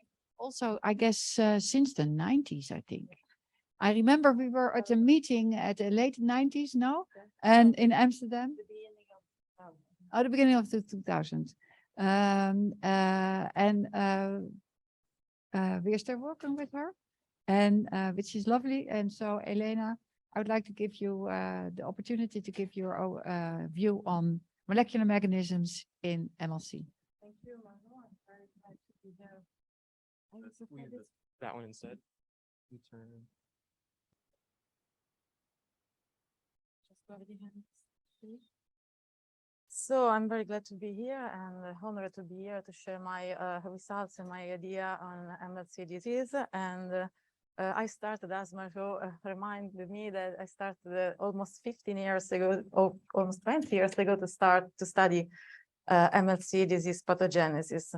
Why? Because I'm a researcher, I'm a neurobiologist working in a lab where we were focused on the study of astroglial cells and their role in neuroinflammatory and neurodegenerative disease. And at the beginning of the story of MLC1, the first papers suggested that MLC1 protein, that is the protein mutated in MLC, was expressed particularly by astrocytes. And so I was very interested in analyzing the story of this disease and the pathogenesis. Unfortunately, I have to skip some slide because we have already learned by Margot and by Roger about the clinical features of this disease, so we can skip on. And I want only remind you, obviously, as you all know, that is a genetic disease, and in genetic disease, there is a mutation in the DNA that leads to the production of abnormal protein or also to the lack of protein production. In MLC, you know that there are 2 genes to date involved in this disease, and mutation affect the MLC1 gene in 80% of patients, or in 15–20% of patients, mutation affect glial CAM, and we have learned that these 2 proteins work together, and glial CAM is a chaperone of MLC1 and allow MLC1 to have the correct localization into the cells where it is expressed. And so this is the reason why these 2 proteins are responsible for the disease. This is the same picture that Marjo have already shown this morning, because it's quite easy to understand, and I briefly go through the pathogenesis of MLC, and I want to recapitulate in the next 3 slides what the researchers have done in these 15 years. And I go through them very quickly because we have already listened that MLC1. I think that this is the main point, the starting point of all the story of MLC, that MLC is due to mutation in MLC1 protein in the majority of patients, and this protein is expressed in brain astrocyte. And this is a very good start point because you can see here the green and red signals indicating MLC1 expression in brain tissue. I have to say that when we started to study this protein, we didn't have any tool to study MLC1, and we produced an antibody in-house just to verify the expression of this protein in the brain tissue. And these are the images that we obtained, and that confirmed that the MLC1 was highly expressed in these astrocytes, contacting the blood vessels. And you can see here the astrocyte end feet that surround blood vessels, as we have already listed this morning. And MLC1 is highly expressed. In the lower panels, you can see the MLC1 in red, and it's localized along astrocyte end feet contacting blood vessels. So the real question is that this disease is due to astrocyte dysfunction, and all the dysfunction of astrocytes affect the myelin. So this is one of the first diseases demonstrating that astrocyte defects can affect myelin formation and maintenance. And briefly, I want to remind you that MLC is expressed in astrocyte. That astrocytes are multifunctional cells responsible for the maintenance of brain tissues homeostasis by the control of water and ion and nutrients exchange among brain cells. And researchers belonging to different groups all over Europe demonstrates that MLC1 protein also is able to interact with a lot of ion channel and proteins involved in ion and water exchanges between astrocyte and the blood circulation. And these results led to the hypothesis further that was then proved by different groups that MLC1 is involved in the regulation of ion-water exchange, and as we have already learned this morning, in volume control in astrocytes. So when MLC1 is mutated and it doesn't work, so astrocytes become swelled. And this swelling occurs either during the normal physiological activity, because Roger told us this morning that astrocytes undergo dynamic changes in their response to neuronal activity, but also during their activation in response to injury stimuli. And that this regulation of this process may cause excessive astrocyte swelling and edema. But there is still an open question that is very important, and I want to underline that the molecular mechanism causing swelling and volume regulation defects in astrocytes is still unknown.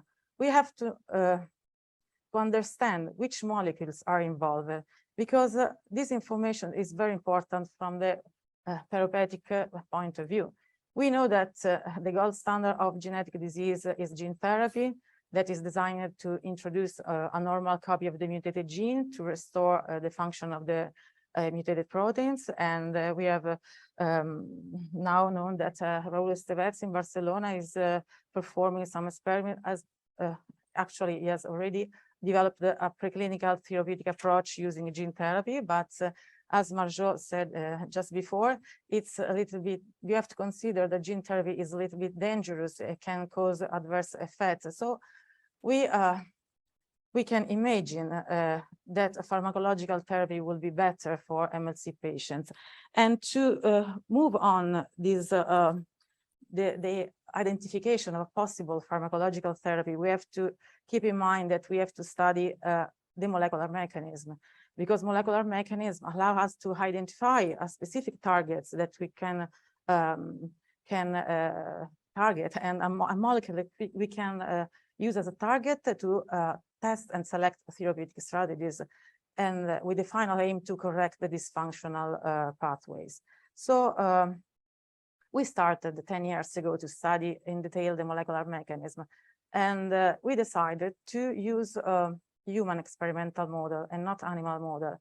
I have to say that the pathological brain tissue is the most important model that we can use to study the molecular mechanism of a disease, but obviously for a rare disease, it's very, very difficult to obtain this tissue. So we started to think about another possibility, quite weird, to study what happened in other diseases of the central nervous system. And I'll show you in the next slide which information we obtained on this using other tissue from other pathologies that have helped us to hypothesize a role for MLC1 protein. And the other experimental model that we decided to develop was cellular model. The first one is a very simple model, is an astrocytic cell line that normally do not express, these cells do not express MLC1. We genetically modify them to express wild type or mutated MLC1, and we studied the difference in the behavior of these cells when the MLC1, normal MLC1 was expressed compared with mutant expressing cells. And the other experimental model we decided to generate are human astrocytes from patient fibroblasts. You all know that the generation of these cells called inducible pluripotent stem cells from the fibroblasts of patients is a powerful technology developed in the last 10 years by Dr. Yamanaka, who won the Nobel Prize for this technology. And we have tried to apply this technology to generate astrocytes from patients with MLC, from patient fibroblasts. And starting, sorry. So this is an image of our analysis of pathological brain tissue and the expression of MLC1 protein in different tissue affected by Alzheimer's disease, that is a neurodegenerative disease in which we observe the death of neurons for the accumulation of neurofibrillary tangles or beta protein or beta amyloid protein, and also in the CJD disease that is that's mimicking an infectious disease. But what we want to give you as information is that MLC1, indicated by the red signals here in the second and third panel, in these pathologies is highly expressed, is upregulated, the expression of MLC1 in this pathology. If we compare the expression of MLC1 in the upper panel where control brain has been is shown, we can find a very high increase of this protein. And most impressive is the results that we have obtained when we analyzed the tissue from multiple sclerosis patients.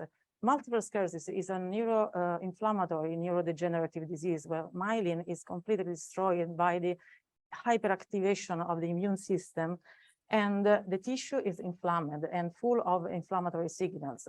What we observed here in the red signals indicate the expression of MLC1 around blood vessels and small capillaries, that it's tremendously increased if you compare the expression of this protein in the normal brain tissue. So what these results suggested us? They suggest that maybe MLC1 is a protein that is involved in upregulated and involved in the astrocyte activation in response to damaging stimuli.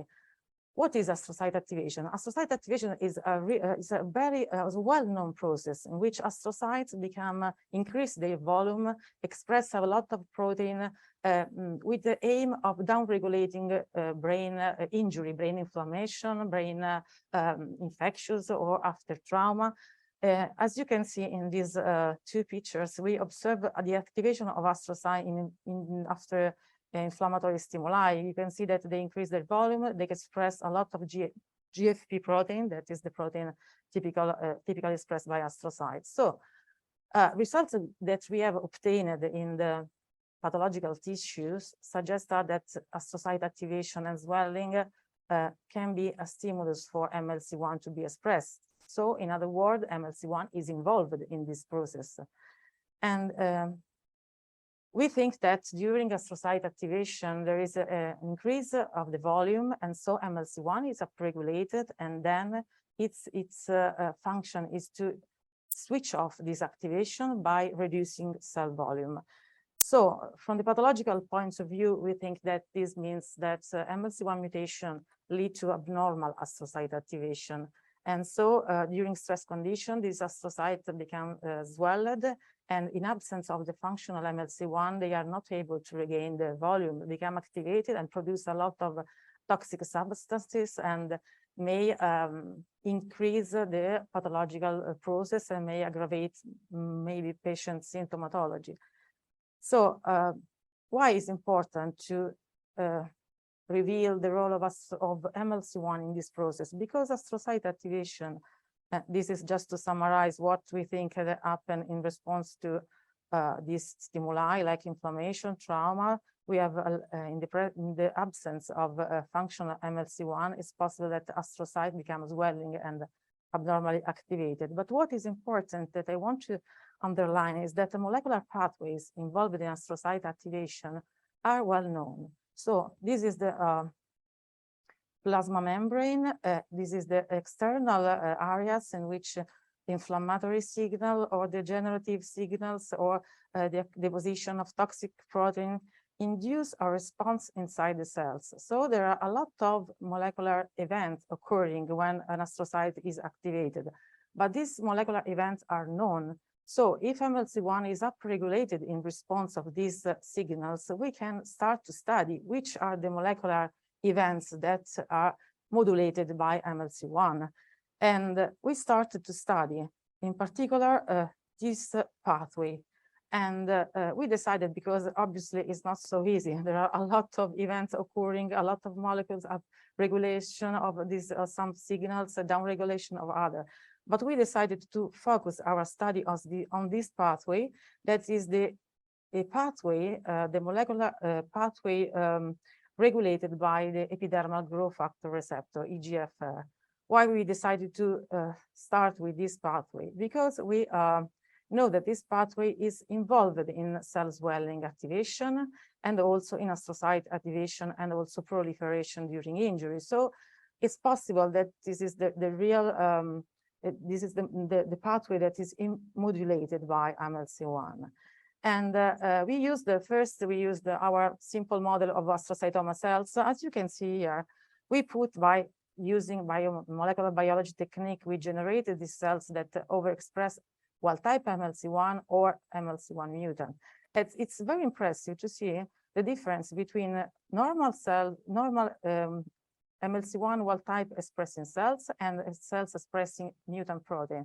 As you can see here, the protein is perfectly localized along all the plasma membrane of the astrocytoma cells. Instead, when we analyzed the mutant cells, we did not find any expression of the protein on the plasma membrane.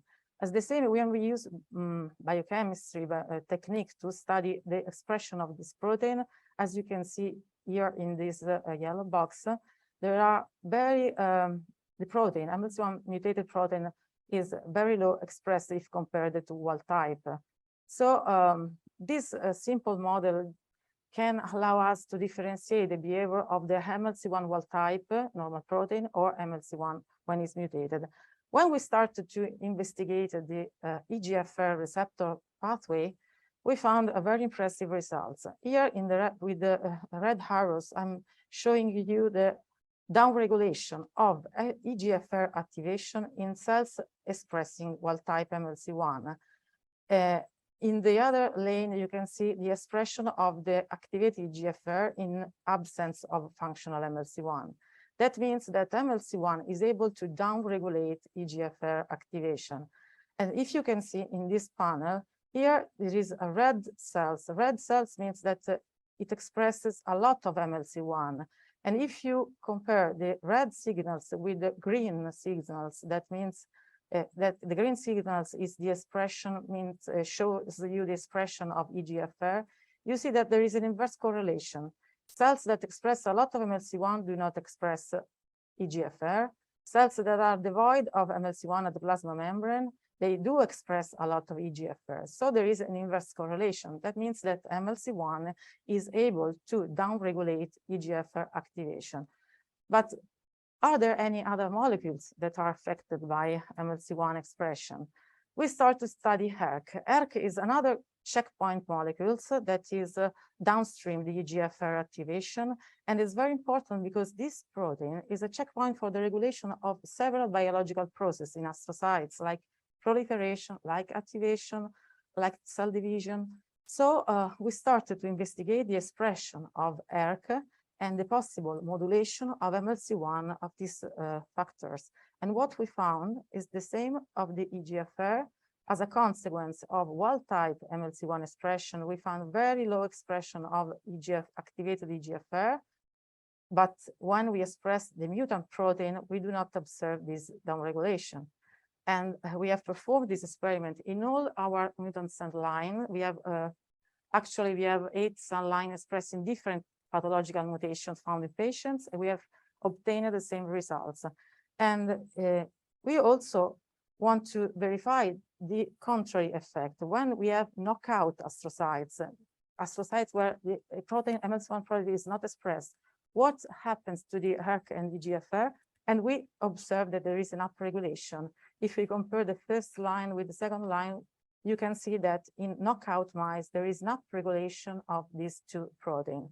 So at the end of the story, we can say that MLC1 expression is able to downregulate EGFR and also ERK. We have also seen other molecules that are downstream this signaling pathway that are NFKB and STAT3, and we also found inhibition.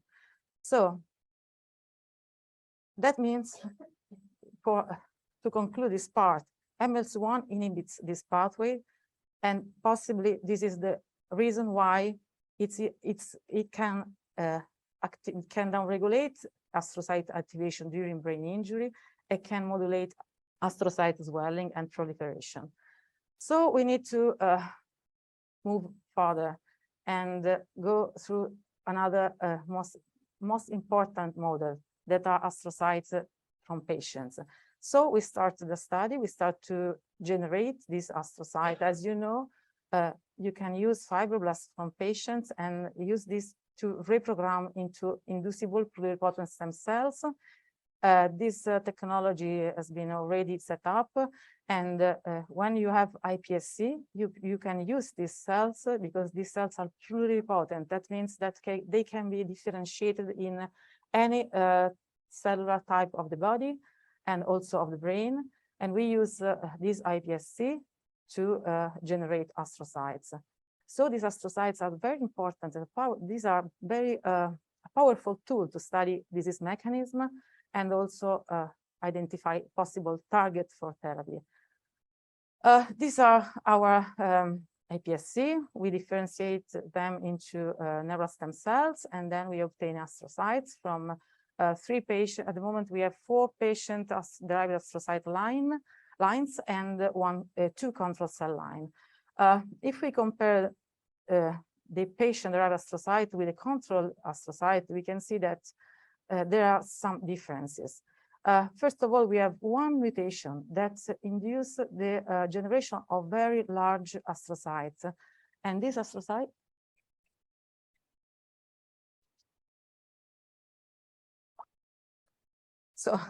quickly moving to the end of my talk, I would like to say that these astrocytes are defective. And these astrocytes, in some cases, we observe very large astrocytes, meaning that these have some volume defect, and other are highly proliferating. They have also a volume defect. We have already seen this experiment by Rogier, and so we can say that this in the astrocyte from patients, we do not see regulatory volume decrease, and cells remain swelled. And when we look at EGFR and ERK pathway, we found that in all the cells, the clear line that we have generated, patient cells have a lot of expression of phospho-ERK and phospho-EGFR, as you can see here. So at the end of the story, we can say that we have moved a little step toward from the basic research to the translational research, because we generated cellular models and we have increased our knowledge of the molecular mechanism of this disease. We have identified possible molecular targets. Now we have to select and test drugs to modulate this pathway and see whether the phenotype can be reverted. And I have to say that there are a lot of drugs and modulators of these proteins that are in the class of anti-inflammatory, anti-tumoral. So we have to start the selection of some of these modulators to verify whether this can revert the pathological phenotype. We have also some new interesting data on the characterization of these mutant cells that give us the information that these cells are stressed. The patient cells are stressed, and maybe they are subjected to oxidative stress. They have problem of energetic problem. So just to finish my talk, we have to consider that basic research gives us very important information to move on towards the translational research and then to clinical research. Obviously, this is a path that can go backward also, because information are going forward and backward. And just to leave you with a message, we need a collaborative effort to put together all the pieces of the stories and going directly to the development of the most appropriate strategies to cure this disease. And for this reason, we have started to collaborate with a lot of groups all over the world, and recently also with Roger Min and Margot van der Knap. We hope to move very quickly to the identification of possible drugs. So we have already heard a lot about guanabets and the possibility to modulate in vanishing white matter the molecular pathway to correct the dysfunctions in this disease. So I would like to thank all the collaborators and the nucleus of this story, Angela and Maria Stefania, and Sergio and Tamara, and above all, also Professor Enrico Bertini, who help us with the patient cells, and all of you, and also the family that gave us the opportunity to generate these cells. So I pushed my presentation. Okay. Thank you so much, Elena. Actually puts me in a challenging position to talk to you without showing any slides for now. And I think I can also do that. Because actually I don't have that much to say in addition to what Elena just discussed and what I discussed in my first talk. So I hope that with the scientific background that we gave you on MLC, we sort of outlined the chain of events that we think is wrong in this disease, and how we would like to correct it. And what I really like at this moment is that I think Elena's lab and our lab are coming at this very same point from very different angles, and Elena is much more focusing on these intracellular signaling cascades, which in the end lead to the same problems, and we are much more coming outside and trying to look at these ion channels and why they are dysfunctional. Now, there are two things which I think are important for us, and one is validating the model systems, and I had some slides on that, which maybe I can show you in a second. And I think also during this conference, during the scientific part of the conference and the different talks, one recurring theme that comes up is that if you are looking at a model system which is not replicating the disease correctly, you can sort of spiral into a direction which is not going anywhere. And so one line of research that we do now in the lab is that I think you saw that in the isolated cells that we use, we are quite convinced that there's a problem with ion channels and with volume regulation. But to be honest, we have never really confirmed that in intact tissue. And a cultured astrocyte is very different from an astrocyte in the real brain tissue. A cultured astrocyte is quite rounded up and small. An astrocyte in real brain tissue branches out to blood vessels, to neurons, and that is something we don't replicate in the culture. So one of the things that we're doing in the lab now is to look at astrocytes in real brain tissue in the brains of these mice that we use, and see whether these basic ideas that we have about the defect in volume regulation and the defect in ion channels is actually also there in the intact tissue. I think that's very important. Started again at 0%. So I think that's a very important line of research that we do, validating these problems. Then another thing that we do to figure out whether it's really this ion channel. So we say, I told you about this volume regulated anion channel, whether it's really that ion channel that is defective or not. What we're currently doing is we're taking mice, new transgenic mice, in which not MLC1 or gliocam is lost, but in which we specifically remove that particular ion channel from the astrocytes. And we're actually breeding them at this moment, and we hope to do the analysis on them in the coming year to see whether these mice now also have MLC. So if these mice also have MLC, that will sort of confirm the idea that it's really this ion channel that is defective. And then, of course, if we know that, we have to figure out a way to get these ion channels to work again.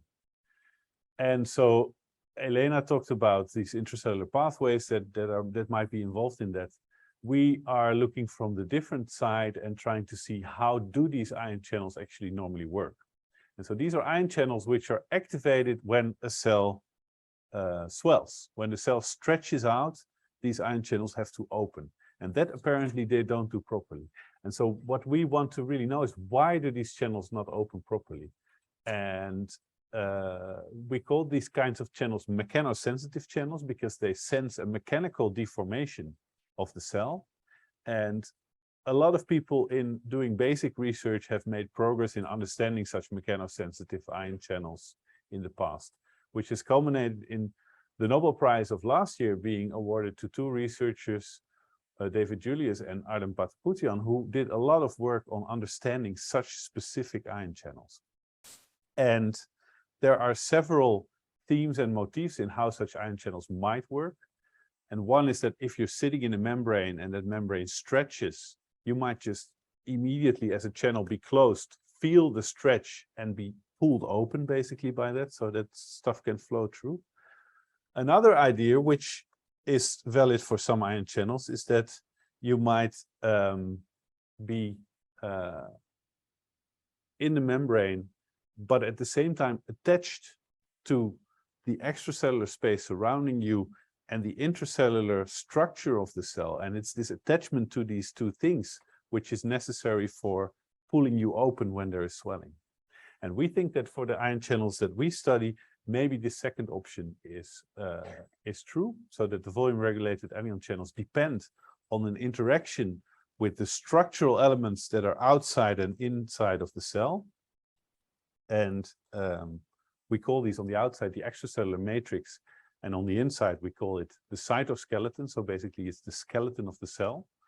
And so if there is something wrong there, that might be the reason that things are not working. Now I can start up my presentation.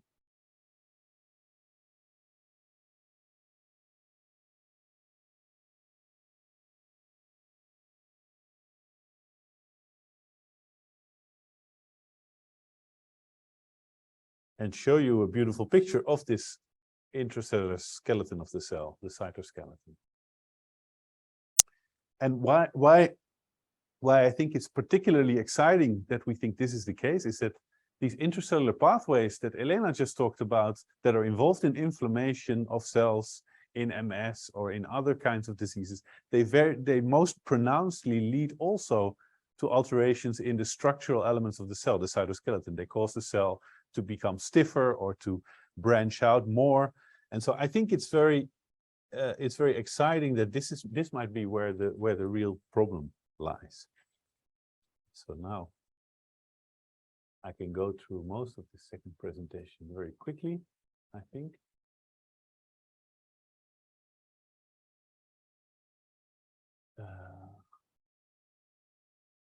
This was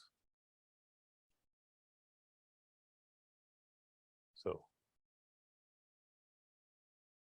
I think there was a quicker way to do this. Yeah, this is to show you the difference between such a cell in cell culture and such a cell in the real brain. They're really quite different.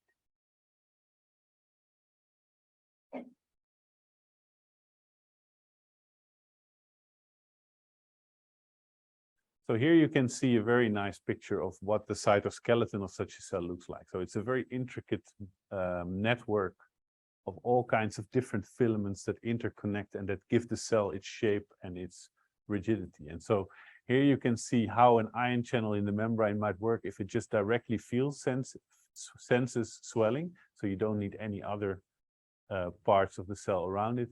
And this would be the model of an ion channel that is opening because it is tethered to the extracellular space molecules and to the cytoskeleton.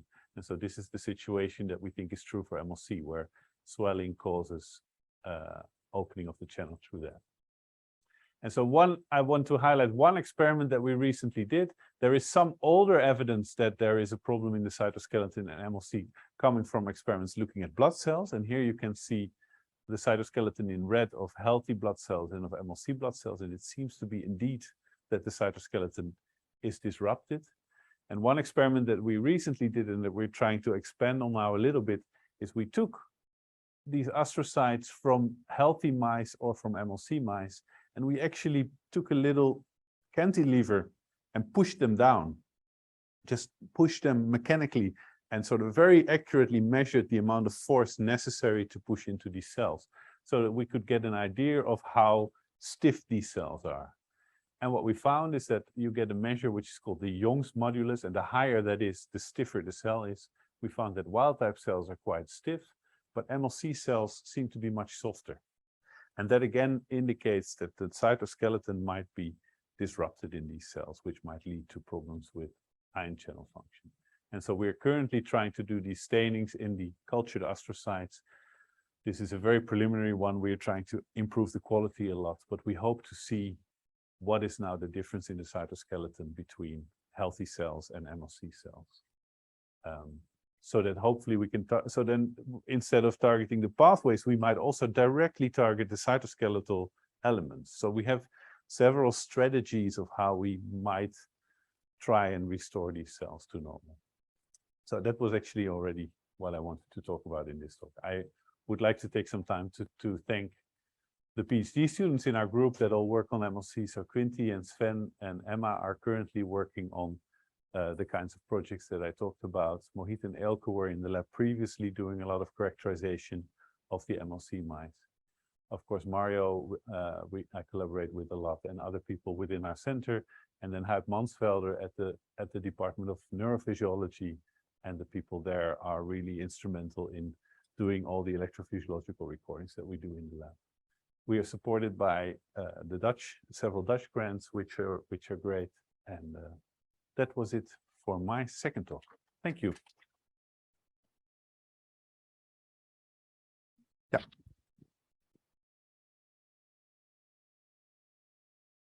Thank you so much. Thank you so much. Yeah. Okay.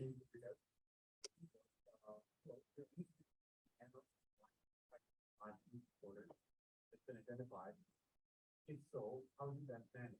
Are there any recommendations? Okay. Yeah.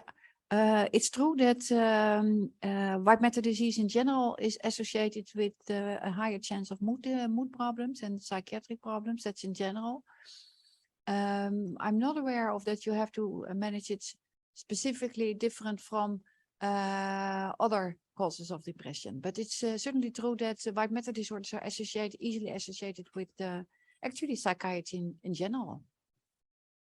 There are two things that I wanted to stress. One is we found the MLC1 protein in 2001 and actually the gliocom in 2011, but that didn't help because that referred us back to MLC1. And so it's really very difficult if the protein has an unknown function to find out what it does. That is really, truly very, very, very difficult. And the second thing I would like to stress is that there's the last couple of years really progress being made in understanding disease. And I'm really pleased that we work together. We have a secret project that hopefully also comes to light soon. And again, marking progress. So we are really making progress, and that will help us find smart molecules to do something. And just like in vanishing white matter, I pointed out different levels you could target. And perhaps in the end, we end with a cocktail and say, if you take a little bit of this and a little bit of that, and that might also be the case in MLC. So I refer further all difficult questions to Elena. Say it again? Okay. The age of? I would not be surprised if in some patients MLC does not impact the duration of life, longevity. So some patients die sooner. I had a patient die in status epilepticus because that's a dangerous thing, and he was a teenager. But I know many patients in their 40s, and so it's yeah.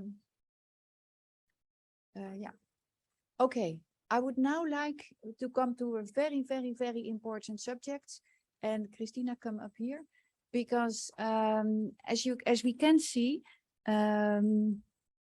MLC is a very rare disease. It's rarer than many other leukodystrophies. The other thing is that therapy was always nowhere, and it's now coming, hopefully in a couple of years, that we have something, that we have ideas.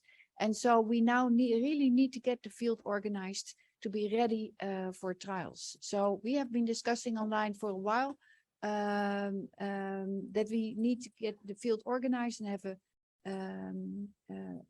patient advocate group, get to know where all patients are, get to collect systematically information on the patients, and that's actually, I think, the subject of your talk. So let me introduce you to Christina Maruda, and I think you contacted me.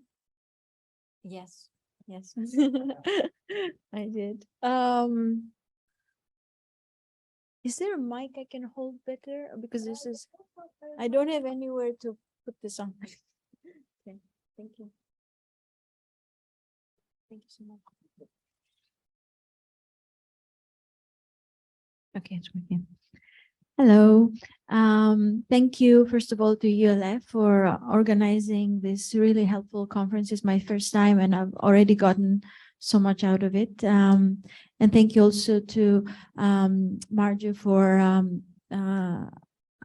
putting together this series of presentations today, and also to the Chaplos for sharing their journey with us. Let me. Everything is suddenly smaller here. Is this, it was on? No, I didn't.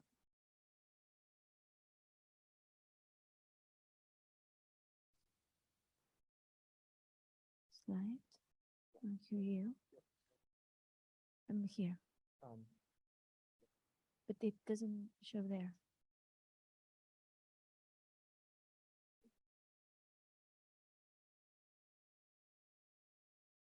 What's happened there? Is there? Okay. And now why is it? So then do I, can I ask something? So that, is this what I need to do?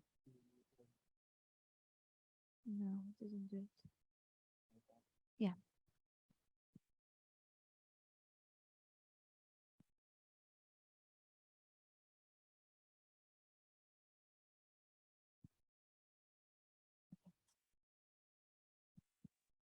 All right. So, as it was mentioned, it was 1991 when Marjo saw her first patient. So it's been 30 years, and it's really time for us, the families, to get organized. Why? It's pretty self-explanatory. We do need to support each other, and in hearing the chaplain's journey today was really insightful and enlightening for a lot of us. We also need to make sure that we're up to date with the research. We also have to work with all the scientists, researchers, the doctors, and collaborate, because they do need our support as well while they're doing their job. And also to make a difference, because honestly, as we've seen with so many other rare diseases, if the parents don't get organized, there's only so much that scientists can do. So if we don't do it, no one else will. How? A few thoughts and a few pathways we're taking. We've started a Facebook group. It's just it's a way for all of us to connect and also to refer other families to, so we can start a group that way. That started, and we have right now 66 members, I believe, and it's growing every week. So that's one of the ways.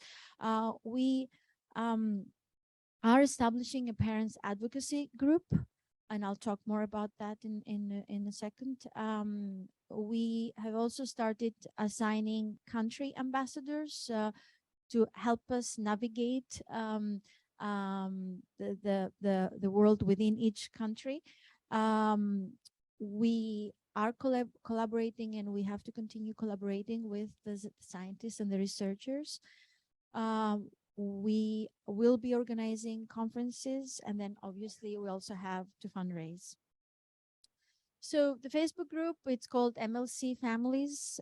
It's a private group, but it's searchable. So if you search for MLC Families, it comes up. You ask to be invited.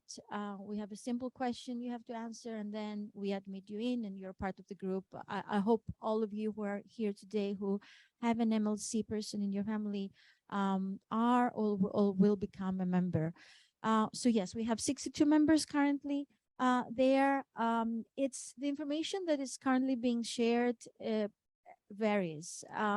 It's a way for us to ask each other questions, to post important articles that we find, to, sorry, it's the Wi-Fi system. Is it on? Can you see it? It's okay. And also it's a way to refer other families that you know that we don't to this group. Member referral works really well. Thank you. And so questions you will see posted are, you know, my child does this or that. What has your experience been? How did you deal with that? We've seen some questions today being asked. Or we were told to wear a soft helmet. Where did you find yours? You know, exchange that sort of information that truly, you know, if you as a parent are trying to navigate this on your own, it's extremely hard. When you're doing it with another 60 people right now, it's a little easier, and we have so much. I've learned so much from it already. Sorry, where Facebook group. We also, after we did a vote on the Facebook group on the name of the Parents Advocacy Group, and so MLC Alliance is the name we're going with. It was born on June 20th, like last Monday, I believe that was. And we are talking to ULF to operate under their auspices, and we're in the process of we will be a separate group, but there will be a collaboration with ULF to help us with some administrative work, and it will be based in the States to start with. We have a URL. It's mlcalliance.com, and we have started putting together the website, which we hope to have it ready in September. Now, what would be the functions of the Parents Advocacy Group? It's a way to connect with families worldwide. We can share resources, whether it is doctors, therapies, any experiences, activities. We have started an MLC Alliance contact, like a database, and that will be more formalized on the website. And then, of course, through the website, but also through the advocacy group, we will be organizing conferences and also fundraising events. I mentioned that one of the ways to be organized is to have country ambassadors. Those are individuals who will be based in each country, and it doesn't have to be one or two. It can be more. It can be a group of people within each country. The idea here is to help us locate more families and also help us coordinate a discussion with the doctors within those countries, and in certain cases organize conferences in countries that make sense, that have a high number of MLC patients. So right now we have in Canada, we have Marla and Ron Chaplow, who are here with us today. In Greece, it's me and my husband. Soon to be moving to Spain, but it's okay. We can be covering both countries if needed. In India, we have Rohit Goyal and Vishal Jajaria. We may be adding more people in India because it's there's a large number of families of patients in the country, and also it's as you know, it's a very large country. So right now we have someone in the north and someone in the south, but we will probably be adding more parents in India. In Italy, we have Alessio Giamaroli. In Japan, we have Ayako, and then in Turkey, we have Pinar Dumont. So that initiative has just started. If you are based in a country and you feel comfortable of becoming a country ambassador, talk to us. It's really formalizing something that you're probably already doing. So it's really and it goes to every one of us. We're all really busy. We have our kids to take care of. So you can all do as much as you can. We will take it. Now, of course, we need to collaborate with scientists and researchers. There we go. Again, it's the Wi-Fi that is coming back. Okay. Oh, it's okay. I think I'll stay with this. It's okay, I think, right? And so, obviously, with Dr. Van den App's team, and also with all the researchers in Italy, in Spain, and other countries. We just started a contact database, and I'm happy to share that with any families that would like to participate. It's really a way for us to have contacts for the families that we are in touch with. It's like right now a simple form you fill out with the patient's name, date of birth, mutation, phenotype, and contact information. But the real project we will be embarking on is to start a registry, an MLC registry. That's critical because as scientists and researchers are doing their work, there will be a time when we have to be ready, child ready, I think it's called, to have all the information of the patients in the registry with all the history, all the data, so that we can go to the next level of clinical trials, and then hopefully in the end find a treatment. So that is a project that will take some time. It will also need funding. And so we will be embarking on a fundraising campaign to raise what we project more or less 300,000 euros. And that would be the idea for it to be a PhD program that will a student, and as we saw, Roger's team, Elena's, every team has PhD students, and so it will be a student that will be focusing on the MLC registry.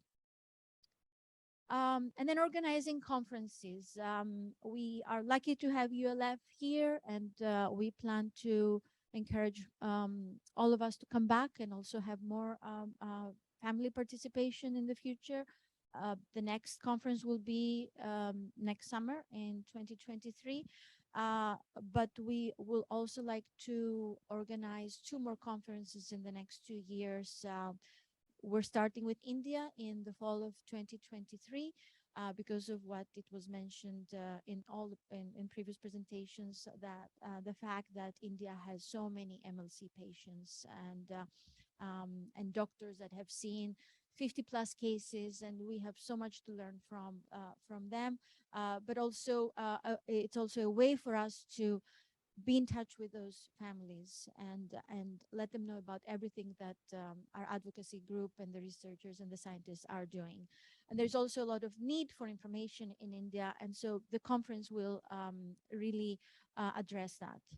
And then the next one will be in Turkey, another country with a large population, MLC patient population, which we're planning for winter to spring. We'll figure out the exact time in 2024.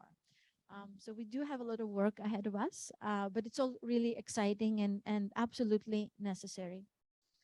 Now, ways for everyone to get involved. You can be as involved as you wish. You can be there as a passive listener and observer. It's completely fine. You can refer other families to us. That's really, really important. You can become a country ambassador with the initiative I mentioned. You can provide support to the MLC Alliance that we're starting, or help us create and maintain the website. There's so much one can do depending on your background, depending on your time availability.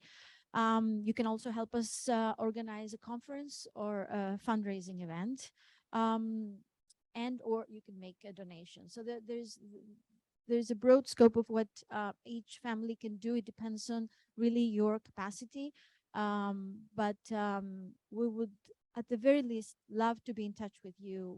We want to know where all the families are and start collecting their contact information at the very least. You can contact us. I put 2 emails here to start with. It's Marla and Ron Chaplow. They share an email, so it's very easy to reach them, or my email. You can also find us on Facebook, as I mentioned, and starting in September, it will be mlcalliance.com. So no excuses, you can find us.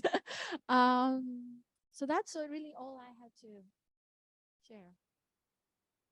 Of course.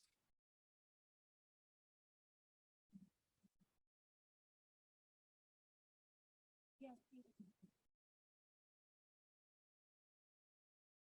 because I think that's very important. I take the Vanishing White Matter registry as an example. We have a large database already, which we actually converted into a registry. And Enrico knows this because he's part of the Vanishing White Matter Consortium. We are now working on making it an international, really international, truly international registry, guided under the governance of the Vanishing White Matter Consortium, and setting up a strategy so that anybody around the world can ask questions and say, I need this data, I need these data, could you pull them out for me? And then a committee an international committee will look at it. So that is not just an Amsterdam database, but an international database guided by the international vanishing white matter community. We thought of the same setup for MLC because we have a database of 200 MLC patients, I think, which could be a wonderful basis to start with, convert in the registry, because then we already have a registry with 200 patients. And then we are also thinking about setting up an MLC consortium. So I think, Enrico, you're also a good candidate because I think you know some MLC patients, and we also need a person in Italy. But we're talking also about people in India. I know some Indian doctors like Singhal and Udani, who has been working on MLC for also decades. And somebody in Spain who has been working on MLC. So make an international consortium to guide, to govern the registry, so that also internationally questions can be asked and data can be solicited for. And the committee will look at whether the project is really okay, and then it will be given. So we have the vanishing white matter database experience, which makes it really easy for us to do the same thing for MLC. And but it's meant to be for the community, not for us. That's what I wanted to add. Yeah, absolutely. Yes. Anyone has other questions?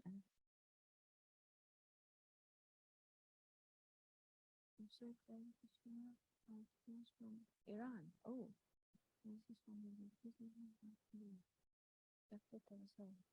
Great. So you can be in touch with us in the either through Facebook or via the emails. Ron, do you want to type the our emails or maybe the link to Facebook? That would be great. And starting in September, there will be a more formalized way to be in touch with us. We'll have a newsletter. We'll be functioning in a more centralized way. Did you get? Okay, that was wrong.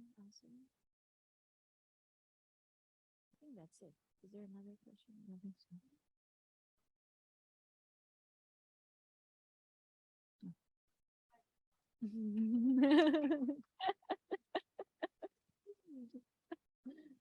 I think that's it. Yeah. Great. I don't think we have any families in our group from Iran, so that's really exciting. Yeah. Great. Yes. Yeah. Anywhere in the world, it's accessible. And also the two conferences we mentioned, one in India and another one in Turkey, anyone who lives close to those countries can actually attend them. It will be a one-day conference. We'll have more information in the coming months. But yeah, someone in Iran, for example, it's not that far to go to Turkey. So yeah. And of course, any ideas, any suggestions are really welcomed. We're all doing this. It's our first time doing this, but we are determined, and we have also guidance from other groups and from the researchers. So we will be all working together on this.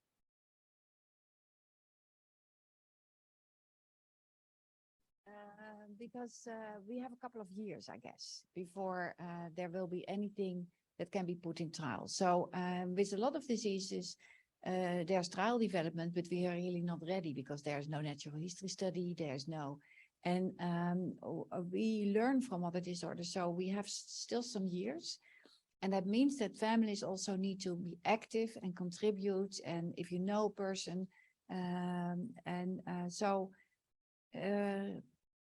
really, it's not that researchers and doctors are the ones that need to do all the work. Families also need to do a lot of work, because that makes it so much better. And perhaps on the website we should also have, or on Facebook, a group for siblings, and that they share their experience and also what's helpful to them. We on Facebook, we have some siblings already there. It's wonderful. And that's the other thing I wanted to mention. If anyone in the family can be a member of our group, whoever has also the time. And so if a mother or father are too busy, or the MLC person is for some reason not able, anyone from within the family that you can assign is to be informed and to inform everyone is completely fine with us. The 62 members we have are not 62 families. We have uncles, we have people who are within your network and want to be informed and help. And so we are a family in the broader spectrum. So yeah. Donna. Yes, is an aunt, right? Yeah. And may I ask you, Liam, would it have helped if you could have chatted with another healthy sibling from another family? I think that would be helpful, right? That you know that it's difficult for everybody.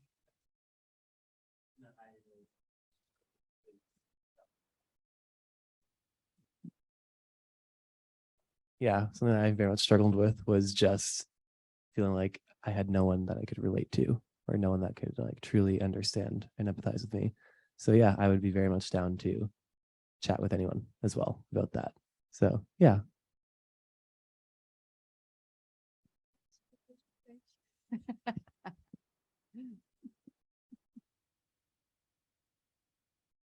Yeah, the whole idea here is for everyone to feel that you're not alone going on that journey, that there is support that we can provide.